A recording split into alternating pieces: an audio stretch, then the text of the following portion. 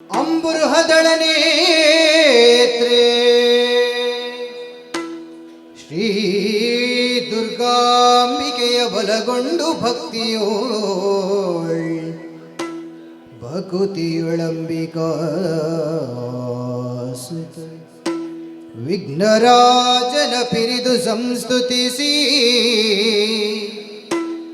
ಅಂಬುನಿಧಿಯ ಆತ್ಮಜಿಗೆ ಕೈ ಮುಗಿದು ಅಂಬುಜಾಸನ ವಾಣಿಯರ ಪಾದಾಂಬುಜಗೆ ಬಡಮಡುತ ವರ್ಣಿಪೆಣಿ ಕಥಾಮೃತವ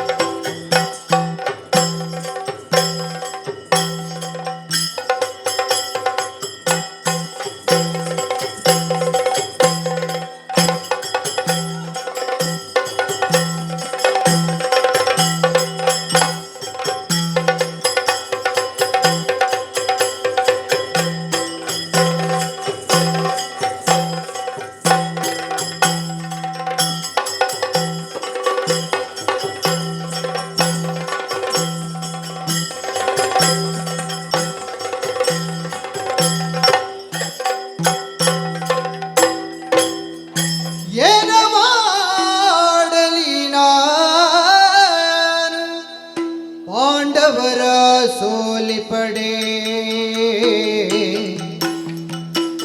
ದಾನವಾಂತಕನ್ನವರ್ಗೆ ಸಾರಥಿಯಾಗಿರು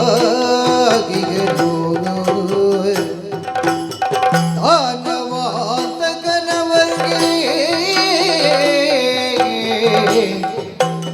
ಸಾರಥಿಯಾಗಿರು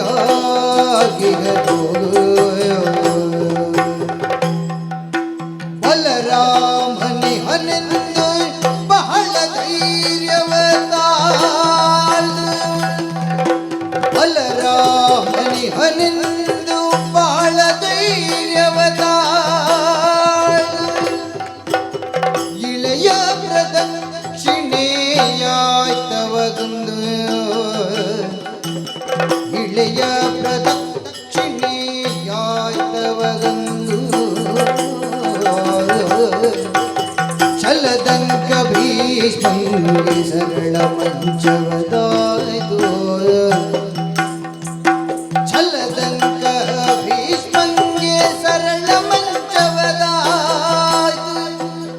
ಬಿಲ್ಲು ಮುರಿದು ವಿದುರನು ಮೊದಲೇ ಜಾರಿದನು ಬಿಲ್ಲು ಮುರಿದು ವಿದುರನು ಮೊದಲೇ ಜಾರಿದನು ಏನ ಮಾಡಲಿ ನಾದಾದ ಅಕಟ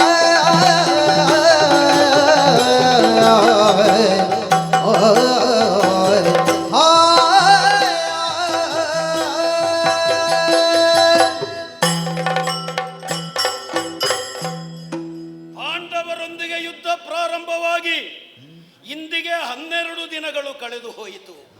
12ನೆಯ ದಿನದ ರಾತ್ರಿ ಕೌರವೇಶ್ವರ ಇನ್ನೂ ಚಿಂತಿಸುತ್ತಾ ಇದ್ದಾನೆ. ಏನು ಮಾಡಲಿ ನಾನು? ಪಾಂಡವರ ಸೋಲಿಪಡೆ ಯುದ್ಧ ಪ್ರಾರಂಭವಾಗುವುದಕ್ಕೆ ಮುಂಚಿತವಾಗಿ ಕೌರವೇಶ್ವರನ ವಿರೋಧಿಗಳು ಆಡಿಕೊಳ್ಳುತ್ತಾ ಇದ್ದ ಮಾತು, ಖಂಡಿತವಾಗಿಯೂ ಸುಯೋಧನ ಯುದ್ಧವನ್ನು ಗೆದ್ದುಕೊಳ್ಳುತ್ತಾರೆ. ಕಾರಣ ಮತ್ತೇನೂ ಅಲ್ಲ, 11 ಅಕ್ಷೋಹಿಣಿ ನಮ್ಮ ಕಡೆಯಲ್ಲಿ, ಕೇವಲ 7 ಅಕ್ಷೋಹಿಣಿ ಪಾಂಡವರ ಕಡೆಯಲ್ಲಿ. ಅಷ್ಟು ಮಾತ್ರವೇ ವೀರಾಧಿವೀರರು, ಅಜ್ಜಯ್ಯನಾದಂತಹ ಭೀಷ್ಮಾಚಾರ್ಯರು, ಗುರುಗಳಾದಂತಹ ದ್ರೋಣರು, ಕೃಪಾಶ್ವತ್ಥಾಮರು, ಮಿತ್ರನಾದಂತಹ ಕರ್ಣ, ಭಾವನಾದಂತಹ ಸೈಂಧವ, ತಮ್ಮನಾದಂತಹ ದುಶ್ಯಾಸನ, ಇಂತಹ ವೀರಾಧಿವೀರರು ಇರುವಂತಹ ಕೌರವೇಶ್ವರನ ಸೈನ್ಯ ಖಂಡಿತವಾಗಿಯೂ ಗೆದ್ದುಕೊಳ್ಳುತ್ತದೆ, ಗೆಲ್ಲುತ್ತಾರೆ ಎನ್ನುವ ಹಾಗೆ ನಿರೀಕ್ಷೆ ಮಾಡಿದರೆ ನಮ್ಮ ನಿರೀಕ್ಷೆ ಹುಸಿಯಾಗಿ ಹೋಯಿತು. 12 ದಿನ ಯುದ್ಧ ಪ್ರಾರಂಭವಾಗಿ ಆದರೂ ಕೂಡ ಜಯ ಎನ್ನುವುದು ನಮಗೆ ಮರೀಚಿಕೆಯಾಗಿ ಹೋಗಿದೆ. ಇದಕ್ಕೆ ಕಾರಣ ಏನು ಎನ್ನುವ ಹಾಗೆ ಯೋಚಿಸಿದ್ರೆ ಕಾರಣ ಪ್ರಧಾನವಾಗಿ ಅದುವೇ. ಏನು? ದಾನವಾಂತಕ ಕೃಷ್ಣ ವಿರೋಧಿ ಸೈನ್ಯದಲ್ಲಿದ್ದಾನೆ. ಅರ್ಜುನನಿಗೆ ಸಾರಥಿಯಾಗಿದ್ದಾನೆ. ಅರ್ಜುನನಿಗೆ ಸಾರಥಿಯಾಗಿದ್ದಾನೆ ಎಂದು ಹೇಳುವುದಕ್ಕಿಂತಲೂ ಪಾಂಡವರ ಜೀವನ ಎನ್ನುವಂತಹ ರಥದ ಸಾರಥಿಯಾಗಿರುವಲ್ಲಿ ಅವರಿಗೆ ಖಂಡಿತವಾಗಿಯೂ ಕೌರವೇಶ್ವರನಿಗೆ ಜಯ ಸಿಗುವುದಕ್ಕೆ ಸಾಧ್ಯ ಇಲ್ಲ. ಆದರೂ ನನಗೆ ವಿಶ್ವಾಸ ಇತ್ತು, ಕೃಷ್ಣ ವಿರೋಧಿ ಪಕ್ಷವನ್ನು ಸೇರಿಕೊಂಡರೆ ಏನಂತೆ, ಕೃಷ್ಣನ ಅಣ್ಣನಾದಂತಹ ಬಲಭದ್ರ ಸ್ವಾಮಿ ಅದೇ ರೀತಿಯಾಗಿ ಸಮಸ್ತ ಯಾದವಿ ಸೈನ್ಯ ನಮ್ಮ ಕಡೆಯಲ್ಲಿದೆ, ಗೆದ್ದುಕೊಳ್ಳೋಣ ಎನ್ನುವ ಹಾಗೆ ನಾನು ಎಣಿಸಿದ್ರೆ ಗುರುಗಳು ನಮಗೆ ಕೈಗೊಟ್ಟರು. ಪ್ರಧಾನವಾಗಿ ಹೇಗೆ ಏನು ಹೇಳಿದ್ದವರು, ಆ ಧೇನುವಿನ ದೆಸೆಯಿಂದ ಭೂ ಪ್ರದಕ್ಷಿಣೆಯನ್ನು ಮಾಡ್ತಾ ಇದ್ದಾರೆ. ಪಾಪ ನಿವಾರಣೆಗಾಗಿ ತೀರ್ಥಕ್ಷೇತ್ರ ಸಂದರ್ಶನವನ್ನು ಮಾಡ್ತಾ ಇದ್ದಾರೆ. ಗೋವು ಸತ್ತದ್ದು ಹೌದಪ್ಪ, ಬೇರೆ ಏನಾದರೂ ಪ್ರತಿವಿಧಿ ಇಲ್ವಾ? ಬ್ರಾಹ್ಮಣರಲ್ಲಿ ಕೇಳಿ ನಾವು ಮಾಡಿಸಬಹುದಿತ್ತಲ್ಲ. ಆದರೆ ಯುದ್ಧಕ್ಕೆ ಅವರು ಒದಗಲಿಲ್ಲ. ಆಮೇಲೆ ನಮ್ಮವರೆಲ್ಲ ಹೇಳಿದ್ರು, ಭೀಷ್ಮಾಚಾರ್ಯರಿಗೆ ದಂಡನಾಯಕ ಪಟ್ಟವನ್ನು ನಾವು ಕೊಟ್ಟೆವು ಎಂದಾದರೆ ಯುದ್ಧವನ್ನು ಗೆದ್ದುಕೊಳ್ಳುವುದಕ್ಕೆ ಸಾಧ್ಯ. ಅದೇ ರೀತಿಯಾಗಿ ನಾನು ಮಾಡಿದೆ. ಅಜ್ಜಯ್ಯವನ್ನು ಮಾತನ್ನು ಹೇಳಿದ್ರು, ದಿನವೊಂದಕ್ಕೆ 10,000 ಮಕಟವರ್ಧನರ ಶಿರಸ್ಸನ್ನು ಛೇದಿಸ್ತೇನೆ. ಆಡಿದಂತೆ ನಡೆದಿದ್ದಾರೆ. ಆದ್ರೇನು ಮಾಡೋಣ, ನಮಗೆ 10,000 ಶಿರ ಅಗತ್ಯ ಉಂಟ? ನಮಗೆ ಬೇಕಿರುವುದು ಕೇವಲ 5 ತಲೆ, ಪಾಂಡವರ 5 ಶಿರ. ಅದನ್ನು ಕಡಿಯುತ್ತೇನೆ ಎನ್ನುವ ಹಾಗೆ ಹೇಳುವುದಕ್ಕೆ ಮನಸ್ಸು ಬರಲಿಲ್ಲ. ಆ ಕಾರ್ಯವನ್ನು ಮಾಡಲಿಲ್ಲ. ಕೊನೆಯದಾಗಿ ಶಿಖಂಡಿಯ ನೆವನ, ಶಿಖಂಡಿಯ ನೆವನ ಅಂತ ಹೇಳುವುದಕ್ಕಿಂತಲೂ ಕೃಷ್ಣನ ಕಪಟ ಶಯ್ಯೆಯಲ್ಲಿ ಮಲಗಿದ್ದಾರೆ. ಮತ್ತೆ ಆ ಮಧ್ಯೆ ವಿದುರನ ಬಗ್ಗೆ ನಮಗೊಂದು ನಿರೀಕ್ಷೆ ಇತ್ತು. ನನ್ನ ರಕ್ಷಣೆಗಾಗಿ ವಿಶೇಷವಾದಂತಹ ಧನುರ್ಬಾಣಗಳನ್ನು ಆತ ಜೋಪಾನವಾಗಿಟ್ಟುಕೊಂಡಿದ್ದ. ಕೇವಲ ಒಂದು ಶಬ್ದ ನನ್ನ ಬಾಯಿಂದ ಬಂತು, ದಾಸೀಪುತ್ರ ಎನ್ನುವ ಹಾಗೆ. ಸಿಟ್ಟು ಬಂದಂತಹ ವಿದುರ ಅವನ್ನು ಮುರಿದು ದೂರ ಸಾರಿದ. ನಿಮ್ಮಲ್ಲಿ ಒಂದು ಪ್ರಶ್ನೆ ನಾನು ಕೇಳ್ತೇನೆ, ದಾಸೀಪುತ್ರನನ್ನು ದಾಸೀಪುತ್ರ ಅಂತ ಅಲ್ಲದೆ ರಾಜಕುಮಾರ ಅಂತ ಹೇಳುವುದಕ್ಕಾಗ್ತದ? ಬಹಳಷ್ಟು ಸ್ವಾಭಿಮಾನಪ್ಪ ಇವರಿಗೆಲ್ಲ. ಅಷ್ಟೆಲ್ಲ ಸ್ವಾಭಿಮಾನ ಇರುವವರು ನಮ್ಮ ಪಕ್ಷದಲ್ಲಿರುವುದು ಬೇಡ. ಆಮೇಲೆ ನಾವೇನು ಮಾಡಿದ್ದು, ಹೇಳಿದ್ರು ದ್ರೋಣಾಚಾರ್ಯರಿಗೆ ಸೇನಾಧಿಪತಿ ಪಟ್ಟವನ್ನು ಕಟ್ಟೋಣ. ಕಟ್ಟಿದೆ. ಅವರು ಹೇಳಿದ್ರು, ವಿರೋಧಿ ಪಕ್ಷದ ನಾಯಕನಾದಂತಹ ಧರ್ಮರಾಯನನ್ನು ಬಂಧಿಸಿ ಎಳೆತರ್ತೇನೆ. ವಿರೋಧಿ ಪಕ್ಷದ ನಾಯಕನನ್ನು ಬಂಧಿಸಿದ್ರೆ ಜಯ ನಮಗೆ ಸಿಕ್ಕಿತು ಎನ್ನುವುದೇ ಅದರ ಅರ್ಥ. ಆ ಕಾರ್ಯವನ್ನು ಅವರು ಮಾಡಿದ್ದಾರೆ. ಆದರೆ ಮುಗಿಸುವುದಕ್ಕೆ ಮಾತ್ರ ಅವರಿಂದ ಸಾಧ್ಯ ಆಗಲಿಲ್ಲ. ಆ ಮಧ್ಯೆ ಕೃಷ್ಣಾರ್ಜುನರು ಬಂದು ಧರ್ಮರಾಯನನ್ನು ಬಿಡಿಸಿಕೊಂಡು ಹೋಗಿದ್ದಾರೆ. ಇಷ್ಟು ಪ್ರಕರಣ ಇಂದು ಹಗಲ ಆಗಿದೆ. ರಾತ್ರಿ ಮಧ್ಯರಾತ್ರಿ ಆಗ್ತಾ ಬಂತು. ನಮಗೆ ಹೇಗೆ ತಾನೇ ನಿದ್ರೆ ಬರುವುದಕ್ಕೆ ಸಾಧ್ಯ? ನಾಳೆಯ ಯೋಜನೆ ಏನು ಅಂತ ನನಗೊಂದು ಅರ್ಥವಾಗುತ್ತಾ ಇಲ್ಲ. ಎಲ್ಲರನ್ನು ನಂಬಿ ನಾನು ಕೆಟ್ಟ ಏನು ಮಾಡಬೇಕು?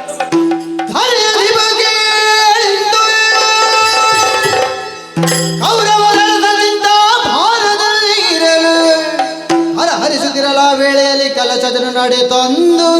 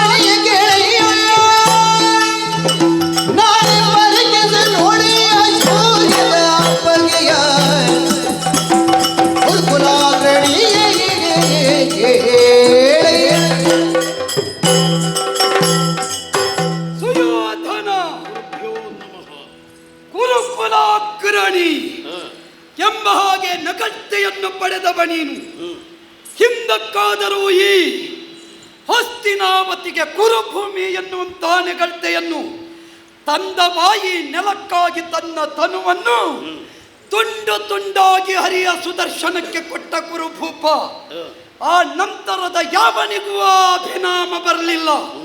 ಆದ್ದರಿಂದಂತಹ ನಾಮಧೇಯವನ್ನು ಹೊತ್ತು ವರ್ತಮಾನ ಕಾಲದಲ್ಲಿ ಅನಭಿಷಿಕ್ತ ಸಮ್ರಾಟನಾದರೂ ಕೂಡ ಕೌರವನ ಆಳ್ವಿಕೆಯಲ್ಲಿ ಕ್ಷಾಮಢಾಮರಂಗಳು ಕಾಣಲಿಲ್ಲ.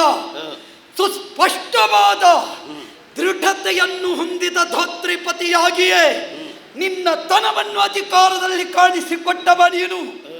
ಅಂತಹ ಧರಾಪತಿಯಾಗಿ ನೀನಿಷ್ಟು ಸಮಯ ಇರುವಾಗಲೂ ನಿನ್ನ ಬಗ್ಗೆ ಚಕಾರ ಎತ್ತಲಿಲ್ಲ. ನಿನ್ನ ಅಧಿಕಾರದಲ್ಲಿ ನಾವು ನೀ ಕೈಗೊಂಡಂತಹ ಯುದ್ಧ ಯಜ್ಞ ಇದಕ್ಕೆ ನಮ್ಮನ್ನು ನಾವು ತೆತ್ತುಕೊಂಡೆವು. ಯಾಕೆ ಬಲ್ಲೆಯ? ನಮಗೂ ಈ ನೆಲದ ಋಣವುಂಟು ಎನ್ನುವ ಕಾರಣಕ್ಕೆ ಬೇಕಾಗಿ. ಇಲ್ಲದಿದ್ರೆ ನಿಮ್ಮಯ ಹಂಗೇನು ಯಮಗೆ ದೃಪದನನ್ನು ಕೊಂದು ಪಾಂಚಾಲದ ಒಂದು ಭಾಗವನ್ನು ನಿಮ್ಮಲ್ಲಿಗೆ ಕೊಟ್ಬಿಟ್ಟು ಕೊಡುವುದಕ್ಕೆ ವ್ಯವಸ್ಥೆ ಮಾಡಿದವ ನಾನು. ಅಂತ ಒಬ್ಬ ದ್ರೋಣ ಈ ಮಣ್ಣಿಗಾಗಿ ತನ್ನ ಬದುಕನ್ನು ಸವಿಸಿದವ. ನಾನು ಈ ರೀತಿ ಬರುವುದಕ್ಕೂ ಕಾರಣ ಉಂಟು ಸುಯೋಧನ. ಎಲ್ಲಿಯೋ ಬ್ರಾಹ್ಮಣರ ಬಗ್ಗೆ ಮಾತಾಡುವುದು ಕೇಳಿತು. ನೀವು ಒಳಗೆ ಕೂತು ಮಾತಾಡಿದ್ರು ನಮಗೆ ಹೊರಗೆ ಕೇಳ್ತದೆ. ಬ್ರಾಹ್ಮಣರು ಹೇಳಿದ್ರು ನಾವು ನಂಬಿ ಕೆಟ್ಟೆವು. ಕೆಡುವುದಕ್ಕೆ ಏನುಂಟು? ಕುರುಕುಲಾಕ್ರಣಿಯ ಕೇಳಯ್ಯ. ನಾ ಎನ್ನುವಂತಹ ಮಾತನ್ನು ಇಂದಿನ ಸೋಲು ನಾಳಿನ ಗೆಲುವಿಗೆ ಸೋಪಾನ ಎನ್ನುವುದನ್ನು ನೀ ಮರೆಯಬೇಡ. ನಿನ್ನ ಬದುಕಿನಲ್ಲಿ ಸೋಲನ್ನು ಗೆಲ್ಲುತ್ತಾ ಮೇಲೇರಿದವ ನೀನು. ಈ ದ್ರೋಣನು ಹಾಗೆ ಸೋಲುತ್ತಾ ಈ ಸ್ಥಾನವನ್ನು ಅಲಂಕರಿಸಿಕೊಂಡವನೇ. ಹಾಗಾದ ಕಾರಣ ಯೋಚನೆ ಮಾಡಬೇಡ. ನಾಳಿನ ದುರದಲ್ಲಿ ಎಣ್ಣೆಯ ಶೌರ್ಯ ವೀಕ್ಷಿಸು. ರಿಪು ಕಡಣವನ್ನು ಸೋಲಿಸಿ ಪಾಂಡವರ ಸತ್ವವನ್ನಡಗಿಸಿ ನಿನ್ನ ಪಾಲಿಕೆ ಜಯ ಲಲನೆಯನ್ನು ನಾ ತರ್ತೇನೆ. ನಿನ್ನೆಯೂ ಇದೇ ರೀತಿ ಧೈರ್ಯದ ಮಾತುಗಳನ್ನು ಆಡಿದವರು ನೀವು. ನಾನು ಇವತ್ತಿನ ದಿನ ಹೇಗೆ ನಂಬುವುದು? ವಿಶ್ವಾಸ ಇಲ್ವೇ? ನಿನ್ನೆ ಹಾಗಾಗುವುದಕ್ಕೆ ಕಾರಣ ಏನು? ಹಾಗಿದ್ರೆ ಕಾರಣ ಉಂಟು. ನಿನ್ನೆಯ ದಿನದಲ್ಲಿ ನಾವು ಕಂಡದ್ದು ಪಾಂಡವರಿಗೆ ಸಾಮಾನ್ಯವಾದ ವ್ಯವಸ್ಥೆ ಸಾಕು ಎಂಬ ಹಾಗೆ. ಆದರೆ ಇವತ್ತು ಅಂತಹ ವ್ಯವಸ್ಥೆ ಸಾಕಾಗುವುದಿಲ್ಲ ಎನ್ನುವುದನ್ನು 2 ದಿವಸದಲ್ಲೇ ಕಂಡುಕೊಳ್ಳುತ್ತೇವೆ. ನಾವು ಆರಂಭಕ್ಕೆ ಇದ್ದದ್ದನ್ನೆಲ್ಲ ವ್ಯಯ ಮಾಡುವುದಲ್ಲ. ನಾವು ಆರಂಭದಲ್ಲಿ ಸ್ವಲ್ಪ ಕಳ್ಕೊಳ್ಬೇಕು. ಪೂರ್ತಿ ಹೋಗುತ್ತದೆ ಅನ್ನುವಾಗ ಜಾಗೃತರಾಗಬೇಕು. ನೀವು ಸ್ವಲ್ಪ ಕಳೆದುಕೊಳ್ಳುವಾಗ ನಮ್ಮ ಬೆನ್ನು ಹುಡಿ ಆಗ್ತದಲ್ಲ. ಯೋಚನೆ ಮಾಡಬೇಡ. ಬೆನ್ನು ಹುಡಿಯಾಗದೆ ಭದ್ರತೆ ಆಗುವುದಿಲ್ಲ. ಆದ್ದರಿಂದ ಸೋಲೆನ್ನುವುದನ್ನು ಅಂಗೀಕರಿಸುತ್ತಲೇ ರಕ್ಷಣೆಯನ್ನು ಹೊಂದಬೇಕು. ಶಸ್ತ್ರಕ್ರಿಯೆಯ ನೋವು ತಿನ್ನದೇ ಇದ್ರೆ ಒಳಗಿದ್ದ ಹುಣ್ಣು ತೆಗೆಯುವುದಕ್ಕಾಗುವುದಿಲ್ಲ. ಹಾಗಿದ್ರೆ ನೀವು ಶಸ್ತ್ರಕ್ರಿಯೆ ಮಾಡ್ತಾ ಇದ್ದೀರಿ? ಖಂಡಿತ ಮಾಡುತ್ತೇನೆ. ಹೇಗೆ ರೋಗಿ ಬದುಕಿ ಉಳಿಬಹುದು? ಹಾಗಿದ್ರೆ ಈ ಸಲ ಉಳಿಯದೇ ಇದ್ರೆ ನಾ ಇರುವುದು ಯಾಕೆ? ಹಾಗಿದ್ರೆ ನಿಮ್ಮ ವ್ಯವಸ್ಥೆ ಏನು ಅದನ್ನು ಹೇಳಿ. ವಿಶೇಷವಾದಂತಹ ಚಕ್ರವ್ಯೂಹ ಇದನ್ನು ನಾ ಕಟ್ಟಬೇಕು ಅಂತಿದ್ರೆ ತಟೆ ಬಂದ ಉಂಟಲ್ಲ. ಏನದು ತಡೆ?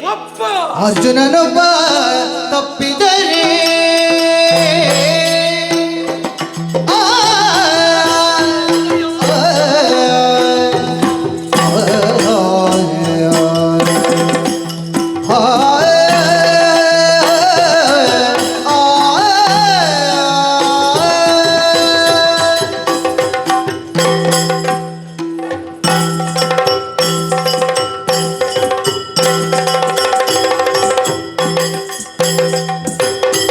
ಅರ್ಜುನನು ತಪ್ಪಿದರೆ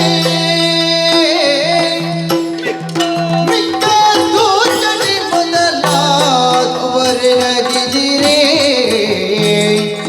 ಮಿಕ್ಕ ದೂತನಿ ಮೊದಲಾದವರು ಎನಗಿದಿರೆ. ಊರ್ಜಿತ ಚಕ್ರವ್ಯೂಹವನ್ನು ಊರ್ಜಿತ ಚಕ್ರವ್ಯೂಹವನ್ನು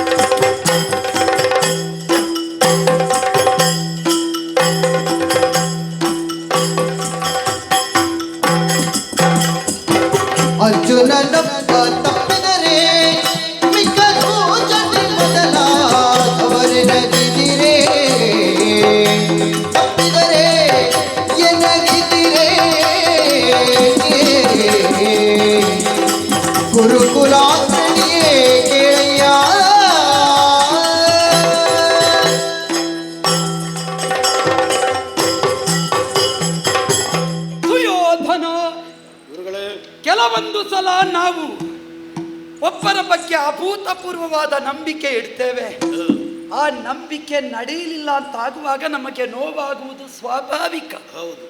ನಾವೊಬ್ಬನನ್ನು ಹೇಳಿರ್ತೇವೆ, ಅವನಿಗೆ ಬರಲಿಕ್ಕೆ ಆಗಲಿಲ್ಲ, ಆವಾಗ ಇನ್ನೊಂದು ವ್ಯವಸ್ಥೆಯ ಸುದ್ದಿ ತಿಳಿಯದೆ ಹೋದರೆ ಸಮಸ್ಯೆ ಆಗುವುದು ಸತ್ಯವೇ. ಅಲ್ಲಿಗೆ ಮುಗಿಯುತ್ತದೆ ಅಂತ ಭಾವಿಸಬೇಡ. ಮುಂದುವರಿಸುವ ವ್ಯವಸ್ಥೆ ಇವರಲ್ಲಿ ಇದ್ದುದರಿಂದಲೇ ಅಷ್ಟಾಯಿತು ಎನ್ನುವ ತೃಪ್ತಿಯನ್ನು ಹೊಂದಬೇಕು ನೀನು. ಹಾಗಿದ್ರೆ ವಿಜಯ ನಮ್ಮದಾಗುವರೆ ನಿಮ್ಮಲ್ಲಿ ವ್ಯವಸ್ಥೆ ಉಂಟು ಅಂತ ಆಯ್ತು. ಪರ್ಯಾಯ ವ್ಯವಸ್ಥೆಯನ್ನು ಮಾಡಿಕೊಂಡೇ ಬಂದಿದ್ದೇನೆ. ಆ ವ್ಯವಸ್ಥೆ ಏನು ಅಂತ ಹೇಳಬಹುದಾ? 10 ದಿನದ ಹೋರಾಟದಲ್ಲಿ ಭೀಷ್ಮರು ಏನು ಸಾಧಿಸುವುದಕ್ಕಾಗಲಿಲ್ಲ. ಆಡಿದಷ್ಟನ್ನು ಮಾಡಿದ್ದಾರೆ ಬಿಟ್ಟರೆ ಒಬ್ಬನೇ ಒಬ್ಬ ಪಾಂಡವನನ್ನು ಏನೂ ಮಾಡುವುದಕ್ಕಾಗಲಿಲ್ಲ. ಅವರ ಪ್ರತಿಷ್ಠೆಗೆ ಮಾಡಿದ್ದಾರೆ, ನನಗೆ ಏನು ಮಾಡಲಿಲ್ಲ, ನಿನಗೆ ಏನೂ ಪ್ರಯೋಜನ ಆಗಲಿಲ್ಲ. ಆದರೆ ಈಗ ನಿನ್ನವನಾದ ಕರ್ಣನ ಸೂಚನೆಯಂತೆ ದ್ರೋಣ ಸೇನಾಧಿಪತ್ಯ, ಒಬ್ಬ ಬ್ರಾಹ್ಮಣನಾದ ನನ್ನ ಸೇನಾಧಿಪತ್ಯದಲ್ಲಿ ಏನು 2 ದಿವಸದಲ್ಲಿ ಕಾಣದ ಪ್ರಯೋಜನ. 2 ದಿವಸದಲ್ಲಿ ಏನಾಗ್ಲಿಲ್ಲ, ಆಗುವಷ್ಟು ಆಗಿದೆ, ಆದರೆ ಕಾಣುವಷ್ಟು ಆಗಲಿಲ್ಲ ಅಂತ ನಮಗೆ ಆಗಲಿಲ್ಲ. ಆದ್ದರಿಂದ ಮುಂದೆ ಆಗುವುದಕ್ಕುಂಟು ಎನ್ನುವುದನ್ನು ಮರೆಯಬೇಡ. ಏನು ವ್ಯವಸ್ಥೆ ಹೇಳಿಬಿಡಿ. ಕೆಲವು ಸಲ ಸಮಸ್ಯೆ ಆಗುವುದೇನು ಗೊತ್ತಾ? ಏನು? ನಮ್ಮಲ್ಲಿ ಉಂಟು ಅಂತ ನಾವು ನಮ್ಮಲ್ಲಿ ಇದ್ದದ್ದನ್ನು ಇನ್ನೊಬ್ಬರಿಗೆ ಕೊಡುವುದು. ನಮ್ಮಲ್ಲಿ ಇದ್ದದ್ದಕ್ಕೆ ಪ್ರತಿಯಾಗಿ ಅವರು ಬಿಟ್ರೆ ನಮಗೆ ಸಮಸ್ಯೆ ಆಗುವುದು. ಅರ್ಜುನ ಅತಿ ಬಲಾನ್ವಿತನಿದ್ದಾನೆ, ಪ್ರಬಲ ವಿಕ್ರಮಿ ಇದ್ದಾನೆ. ನಿಮ್ಮ ಪ್ರೀತಿಯ ಶಿಷ್ಯ ಅಲ್ಲ.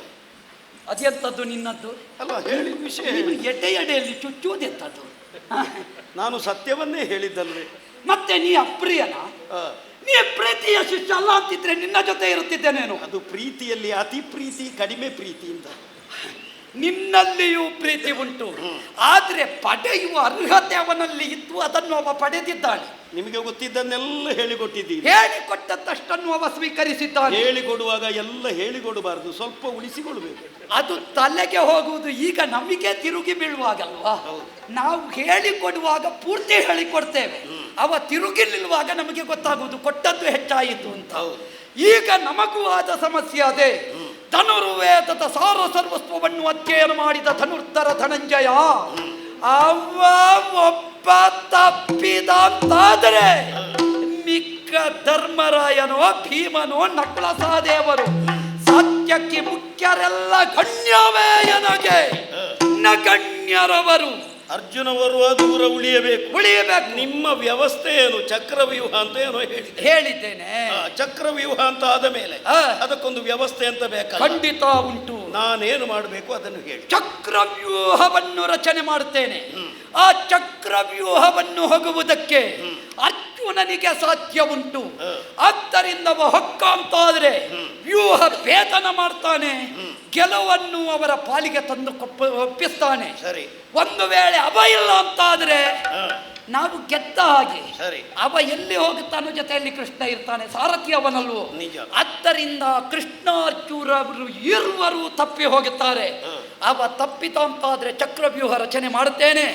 ಆ ಧರ್ಮನಂದನ ಅವನನ್ನು ಕಟ್ಟಿ ಜಯಲಲನೆಯನ್ನು ನಿನ್ನ ಪಾಲಿಗೆ ತಂದೊಪ್ಪಿಸ್ತೇನೆ. ಅರ್ಜುನ ದೂರ ಉಳಿಯುವರೇ ವ್ಯವಸ್ಥೆ ನಾನು ಮಾಡ್ತೇನೆ. ಸರಿ. ಚಕ್ರವ್ಯೂಹವನ್ನು ನೀವು ಬಲಿಯುತ್ತೇನೆ. ಚಕ್ರವ್ಯೂಹಕ್ಕೆ ಏನಾದ್ರೂ ವ್ಯವಸ್ಥೆ ಆಗಬೇಕು. ಉಂಟು. ಏನಾಗಬೇಕು? ಇದೀಗ ಚಕ್ರವ್ಯೂಹವನ್ನು ರಕ್ಷಿಸಬೇಕು ಅಂತಿದ್ರೆ ಅದನ್ನು ಹೇಗೆ ಕಟ್ಟುವುದು, ಹೇಗೆ ರಕ್ಷಿಸುವುದು ಎನ್ನುವುದು ಮುಖ್ಯ.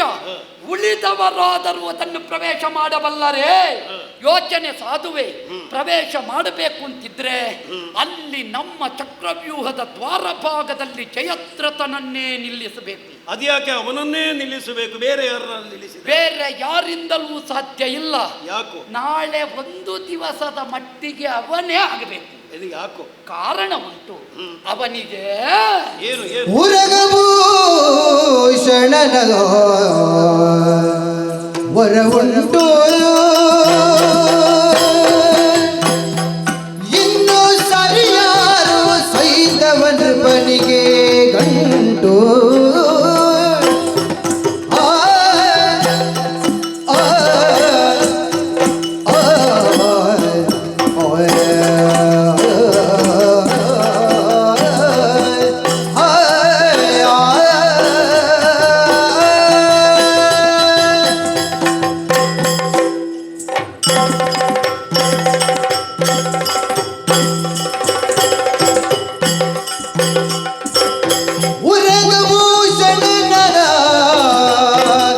ವರ ಉಂಟು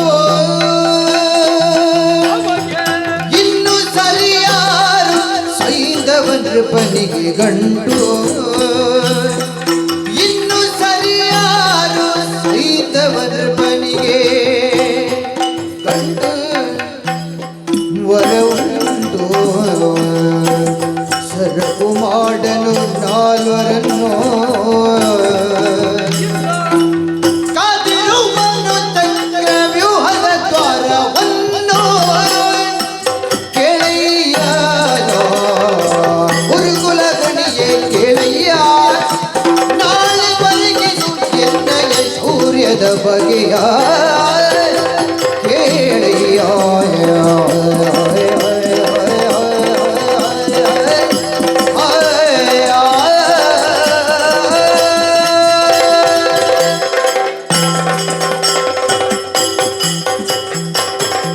ಕೌರವ ಗುರುಗಳೇ, ಅರ್ಜುನನನ್ನು ತಪ್ಪಿಸಿ ಚಕ್ರವ್ಯೂಹದ ದ್ವಾರಕ್ಕೆ ಜಯದ್ರಥನನ್ನು ಇರಿಸಿದರೆ ಅದ್ಯಾಕೆ ಅವನೇ ಆಗಬೇಕು? ಸಾಧ್ಯವೇ ಗೆಲುವು?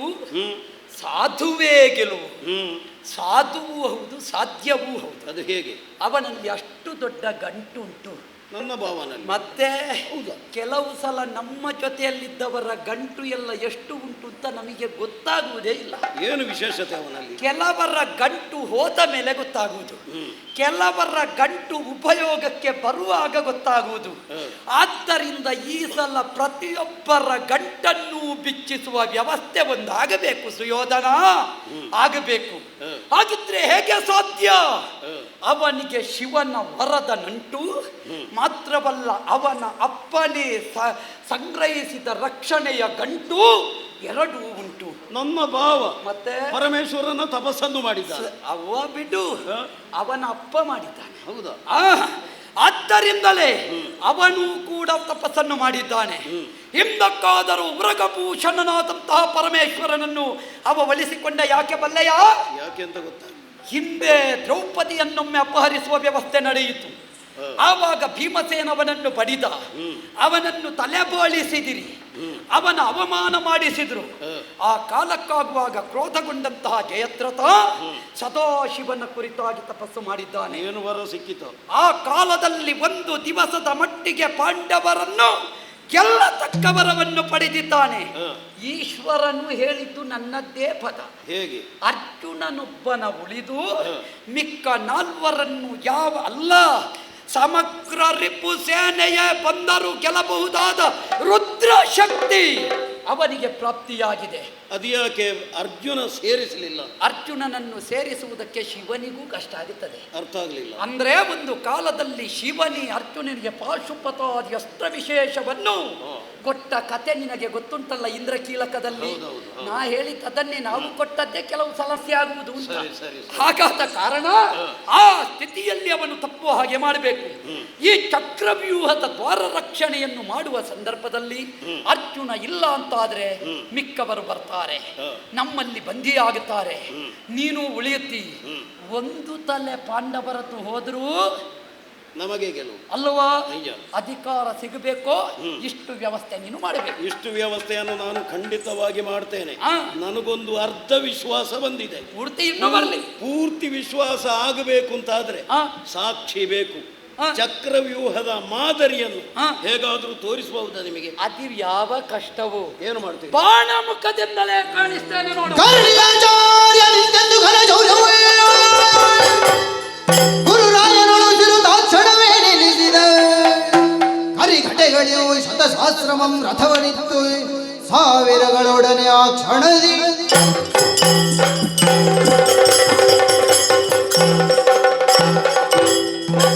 ಮಾಡಿ ತೋರಿಸ್ತೇನೆ, ಮತ್ತೆ ವಿವರ ಕೊಡ್ತೇನೆ. ಸರಿ.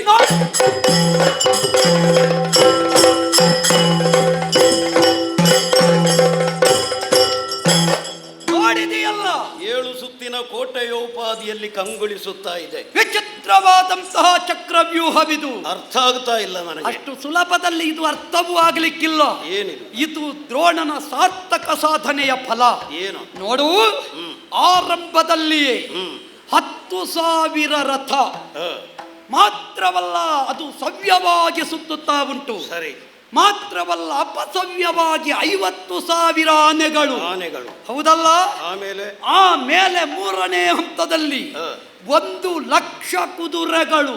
ಅದು ಸವ್ಯವಾಗಿ ಅಪಸವ್ಯ. ಮತ್ತೆ ಪುನಃ ಅಕ್ಷೋಹಿಣಿ ಸೇನೆ ಅಪಸವ್ಯವಾಗಿ ಸುತ್ತುತ್ತಾ ಉಂಟು. ಇದು ಒಂದು ಹಂತ.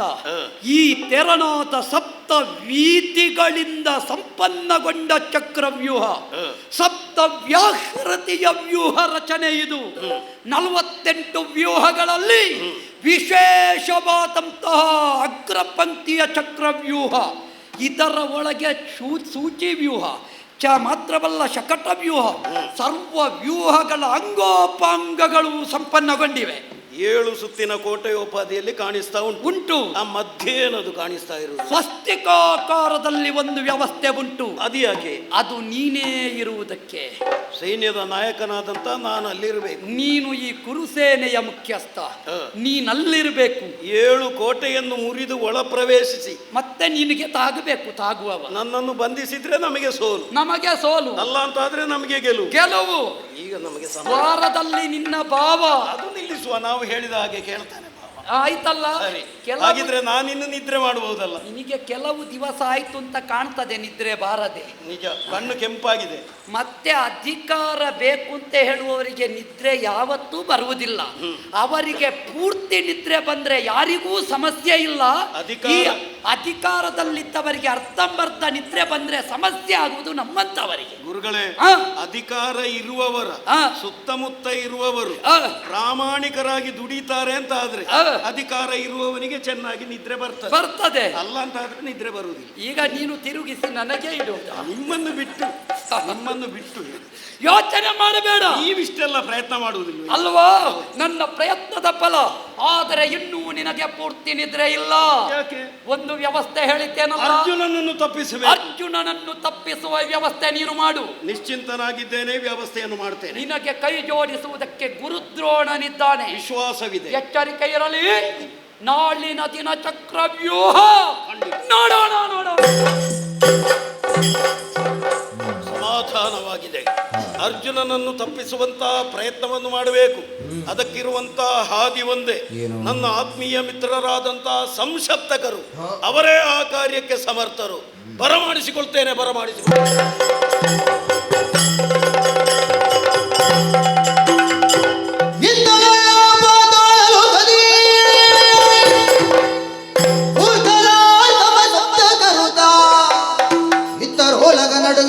ಅರ್ತಿಯಿಂದ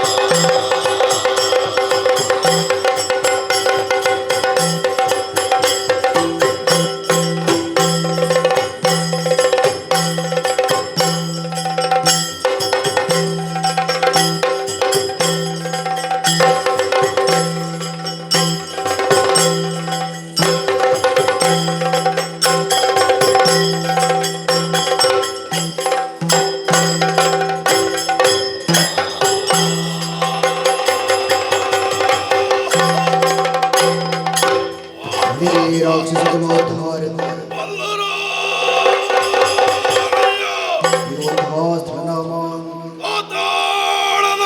ಯಾರು ತರುತ್ತಿದ್ದೇನೆ ಸಮಸತ್ತಕರಿಂದ ಕೊಲಿದೆ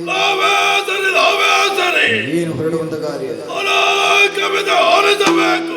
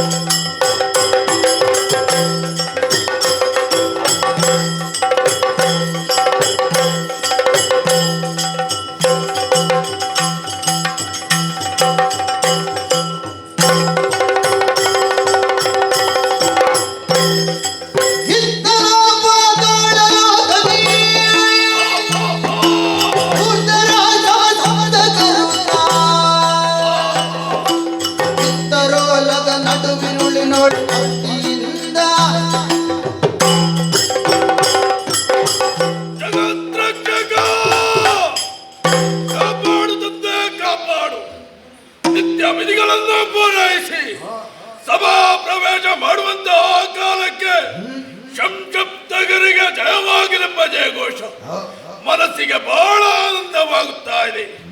ಸ್ವಯಂ ಶಪಥವನ್ನು ಹಾಕಿ ರಣರಂಗದಲ್ಲಿ ಯುದ್ಧವನ್ನು ಮಾಡುವವರು ನಾವು. ಒಂದ ಜಯ ಅಲ್ಲಂತ ಹೇಳಿ ಆದ್ರೆ ಮರಣವೇ ಸರಿ ಎಂಬ ಧ್ಯೇಯ ವಾಕ್ಯ ನಮ್ಮದು. ಈ ಕಾಲಕ್ಕೆ ನಮ್ಮ ಮಿತ್ರರಾಗಿರುವಂತಹ ಕೌರವೇಶ್ವರ ನೆನವರಿಕೆ ಮಾಡಿದ್ದಾರೆ. ಏನು ತಮ್ಮ ವಿಚಾರ?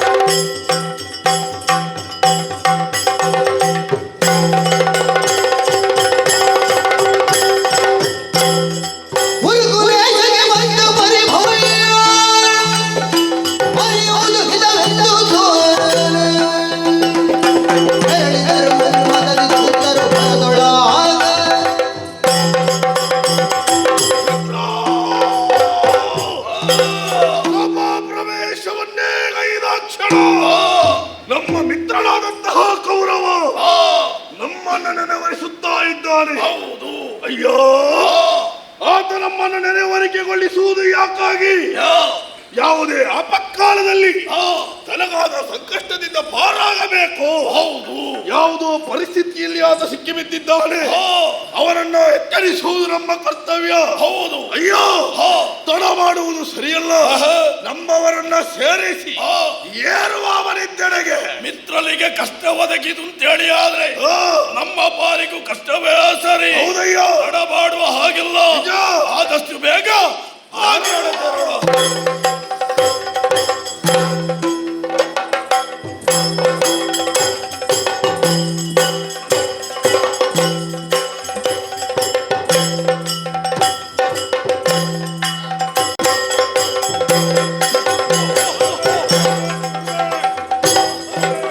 ಕ್ಷೇಮವೇ ಸಮಸಪ್ತ ಕರೆ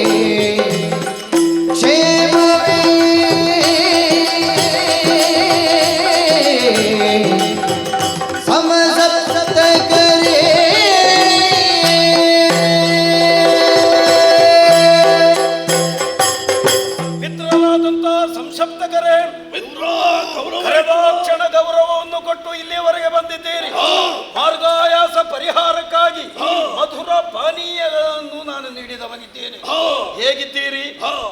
ಆರೋಗ್ಯ ಹೇಗಿದೆ? ವ್ಯವಹಾರ ಹೇಗಿದೆ? ಪಾತಾಳವಾಸಿಗಳು ಹೇಗಿದ್ದಾರೆ? ಕುಟುಂಬದವರೆಲ್ಲ ಹೇಗಿದ್ದಾರೆ? ಬರಬೇಕು ಉಚಿತ ಆಸನದಲ್ಲಿ ಮಿತ್ರ.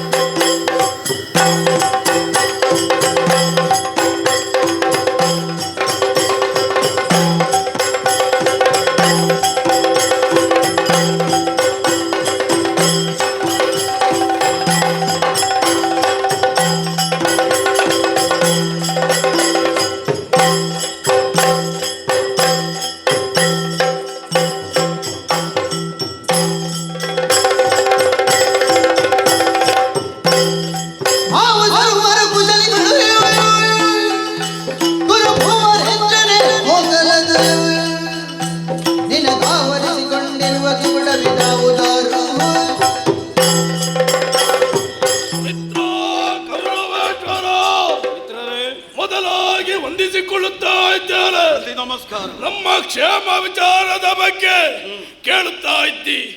ನಾವೆಲ್ಲರೂ ಕೂಡ ಕ್ಷೇಮಿಗಳೇ ಹೌದು. ನಾವು ಮಾತ್ರವಲ್ಲ, ಮಡದಿ ನಮ್ಮ ಪರಿವಾರವೆಲ್ಲವೂ ಕೂಡ ಕ್ಷೇಮಿಗಳೇ. ಅಷ್ಟು ಮಾತ್ರವಲ್ಲ, ಮುಖವನ್ನೇ ನೋಡ್ತಾ ಇದ್ದಾರೆ.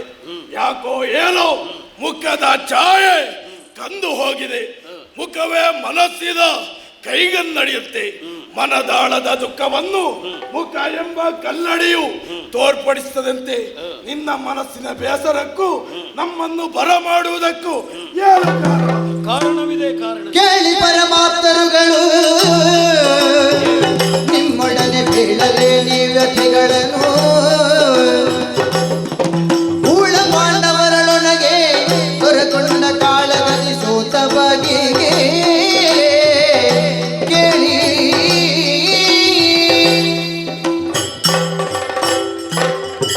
ಮಿತ್ರರೇ, ನಮ್ಮ ದಾಯವಾದಿಗಳಾದಂತಹ ಪಾಂಡವರೊಂದಿಗೆ ಘನಘೋರವಾದಂತಹ ಸಂಗ್ರಾಮ ಪ್ರಾರಂಭವಾಗಿದೆ. 12 ದಿನಗಳು ಕಳೆದು ಹೋಯಿತು. ಜಯ ಎನ್ನುವುದು ನಮಗೆ ದೂರವಾಗಿದೆ. ಈಗ ಸೇನಾಧಿಪತಿ ಪಟ್ಟವನ್ನು ಗುರುಗಳಾದಂತಹ ದ್ರೋಣರು ಅಲಂಕರಿಸಿದ್ದಾರೆ. ಅವರು ಒಂದು ಮಾತನ್ನು ಹೇಳಿದರು. ರಣಕ್ಷೇತ್ರದಿಂದ ಅರ್ಜುನ ಓರ್ವ ದೂರ ಉಳಿದ ಎಂದಾದರೆ ವಿಜಯ ನಿಮ್ಮದಾಗುವುದಕ್ಕೆ ಸಾಧ್ಯ. ಆ ಕಾರಣದಿಂದಲೇ ನಿಮ್ಮನ್ನು ಬರಮಾಡಿಸಿಕೊಂಡಿದ್ದೇನೆ. ಅರ್ಜುನ ಓರ್ವ ರಣಕ್ಷೇತ್ರದಿಂದ ದೂರ ಉಳಿಯುವ ಹಾಗೆ ಏನಾದರೂ ಒಂದು ವ್ಯವಸ್ಥೆಯನ್ನು ಮಾಡಬೇಕು.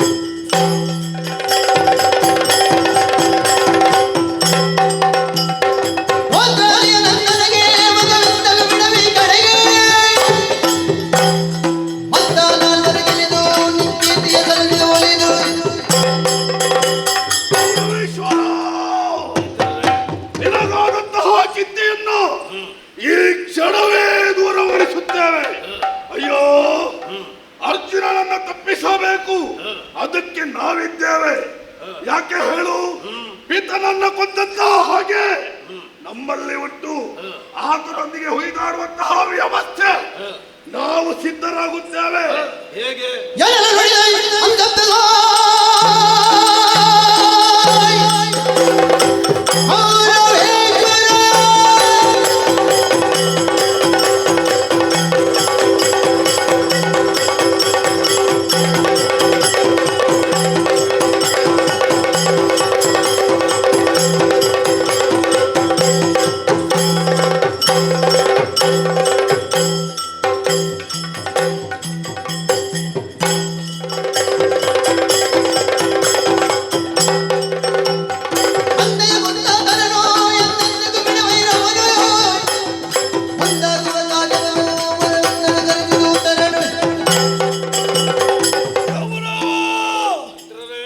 ಯಾಕೆಷ್ಟು ಹಗೆತನ ಎಂಬುದಾಗಿ ಕೇಳುತ್ತಾ ಇದ್ದಿ. ಅರ್ಜುನ ಎನ್ನುವಂತಹ ಹೆಸರನ್ನು ಕೇಳಿದ ಕ್ಷಣ ನೀವಿರುವರು ಕೆಂಡಾಮಂಡಲರಾಗಿದ್ದೀರಿ. ಸಿಟ್ಟು ನೆತ್ತಿಗೆ ಹಾರುತ್ತಾ ಇದೆ. ಯಾಕೆ ಅಂತ ಸ್ಪಷ್ಟವಾಗಿ ನಮ್ಮ ತಂದೆಯಾಗಿರುವಂತಹ ನಿವಾತಕ ವಜರನ್ನು ಮೋಸದಿಂದ ಕೊಂದವ ಆ ಅರ್ಜುನ ಅಂತವನನ್ನ ಕೊಂದು ತಂದೆಯ ಆತ್ಮಕ್ಕೆ ಶಾಂತಿಯನ್ನು ದೊರಕಿಸ್ತೀವಿ. ಅರ್ಜುನ ಓರ್ವ ಮಡಿದ ಎಂದಾದರೆ ಕೌರವೇಶ್ವರನೇ ನಾಳೆಯ ದಿನ ಚಕ್ರವರ್ತಿ.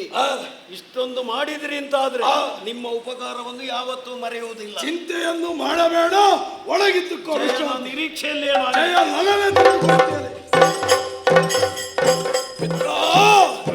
ಹೀಗೆ ನಾವು ಹೋಗುವುದಲ್ಲ, ಮತ್ತೆ ನಮ್ಮಲ್ಲಿದ್ದಾರಲ್ವಾ, ಹೌದು, ತಿಂದುಂಡು ಮಲಗುವವರು ಅವರಿದ್ದಾರೆ. ಹಾಗಾಗಿ ಅವರಿಗೆ ಉದ್ಯೋಗವನ್ನು ನೀಡಬೇಕು. ದೀರ್ಘ ಸ್ವರದಿಂದ ಕಲಿಬೇಕು. ತೂತಾ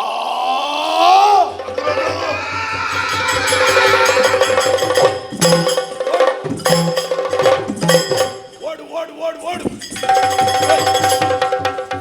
ಓಡುದಂದ್ರೆ ಓಡುವುದೇ. ಎಡಬದಿಯಿಂದ ಓಡಬೇಕೆ ಬಲಬದಿಯಿಂದ ಓಡಬೇಕು? ಪ್ರಶ್ನೆ ಈಗಲೇ ಓಡ್ಬೇಕು. ಓಡಬೇಕಲ್ಲ. ಹೇಗೆ, ಎಲ್ಲಿಗೆ, ಯಾಕೆ? ಒಮ್ಮೆ ಹೇಳಿ. ನಾನು ಉತ್ಸಾಹದಲ್ಲಿದ್ದೇನೆ. ಉತ್ಸಾಹದಲ್ಲಿದ್ದೇನೆ. ಉತ್ಸಾಹದಲ್ಲಿರಬೇಕು. ಎಲ್ಲಿಗೆ ಅಂತ ಕೇಳಿದ್ರೆ ಅಪಶಕನ ಆಗುತ್ತೆ. ಹೌದು. ಹಾಗಾಗಿ ಎಲ್ಲಿಗೆ ಅಂತ ಕೇಳಲಿಕ್ಕೆಲ್ಲ ಓಡುದೆ. ಮನೆಯ ಬೆಕ್ಕು ಮುಂದೆ ಗಂಟೆ ಬಂದ್ರೆ ಅಪಶಕನವಾಗುತ್ತದೆ. ಇಲ್ಲ. ಹಾಗಾದ್ರೆ ನೀನು ಮನೆಯವಲ್ವಾ? ಕೇಳಿದ್ರಲ್ಲೂ ಯಾವ ತಪ್ಪಿಲ್ಲ. ಎಲ್ಲಿಗೆ? ಪಾಂಡವರ ಬಿಡದಿಗೆ. ಪಾಂಡವರ ಬಿಡದಿಗೆ ಏನು ಅಪಸ್ವರ? ಎಂತ? ಪಾಂಡವರ ಬಿಡದಿಯನ್ನು ಸೇರ್ಬೇಕು. ಪಾಂಡವರ ಬಿಡದಿ.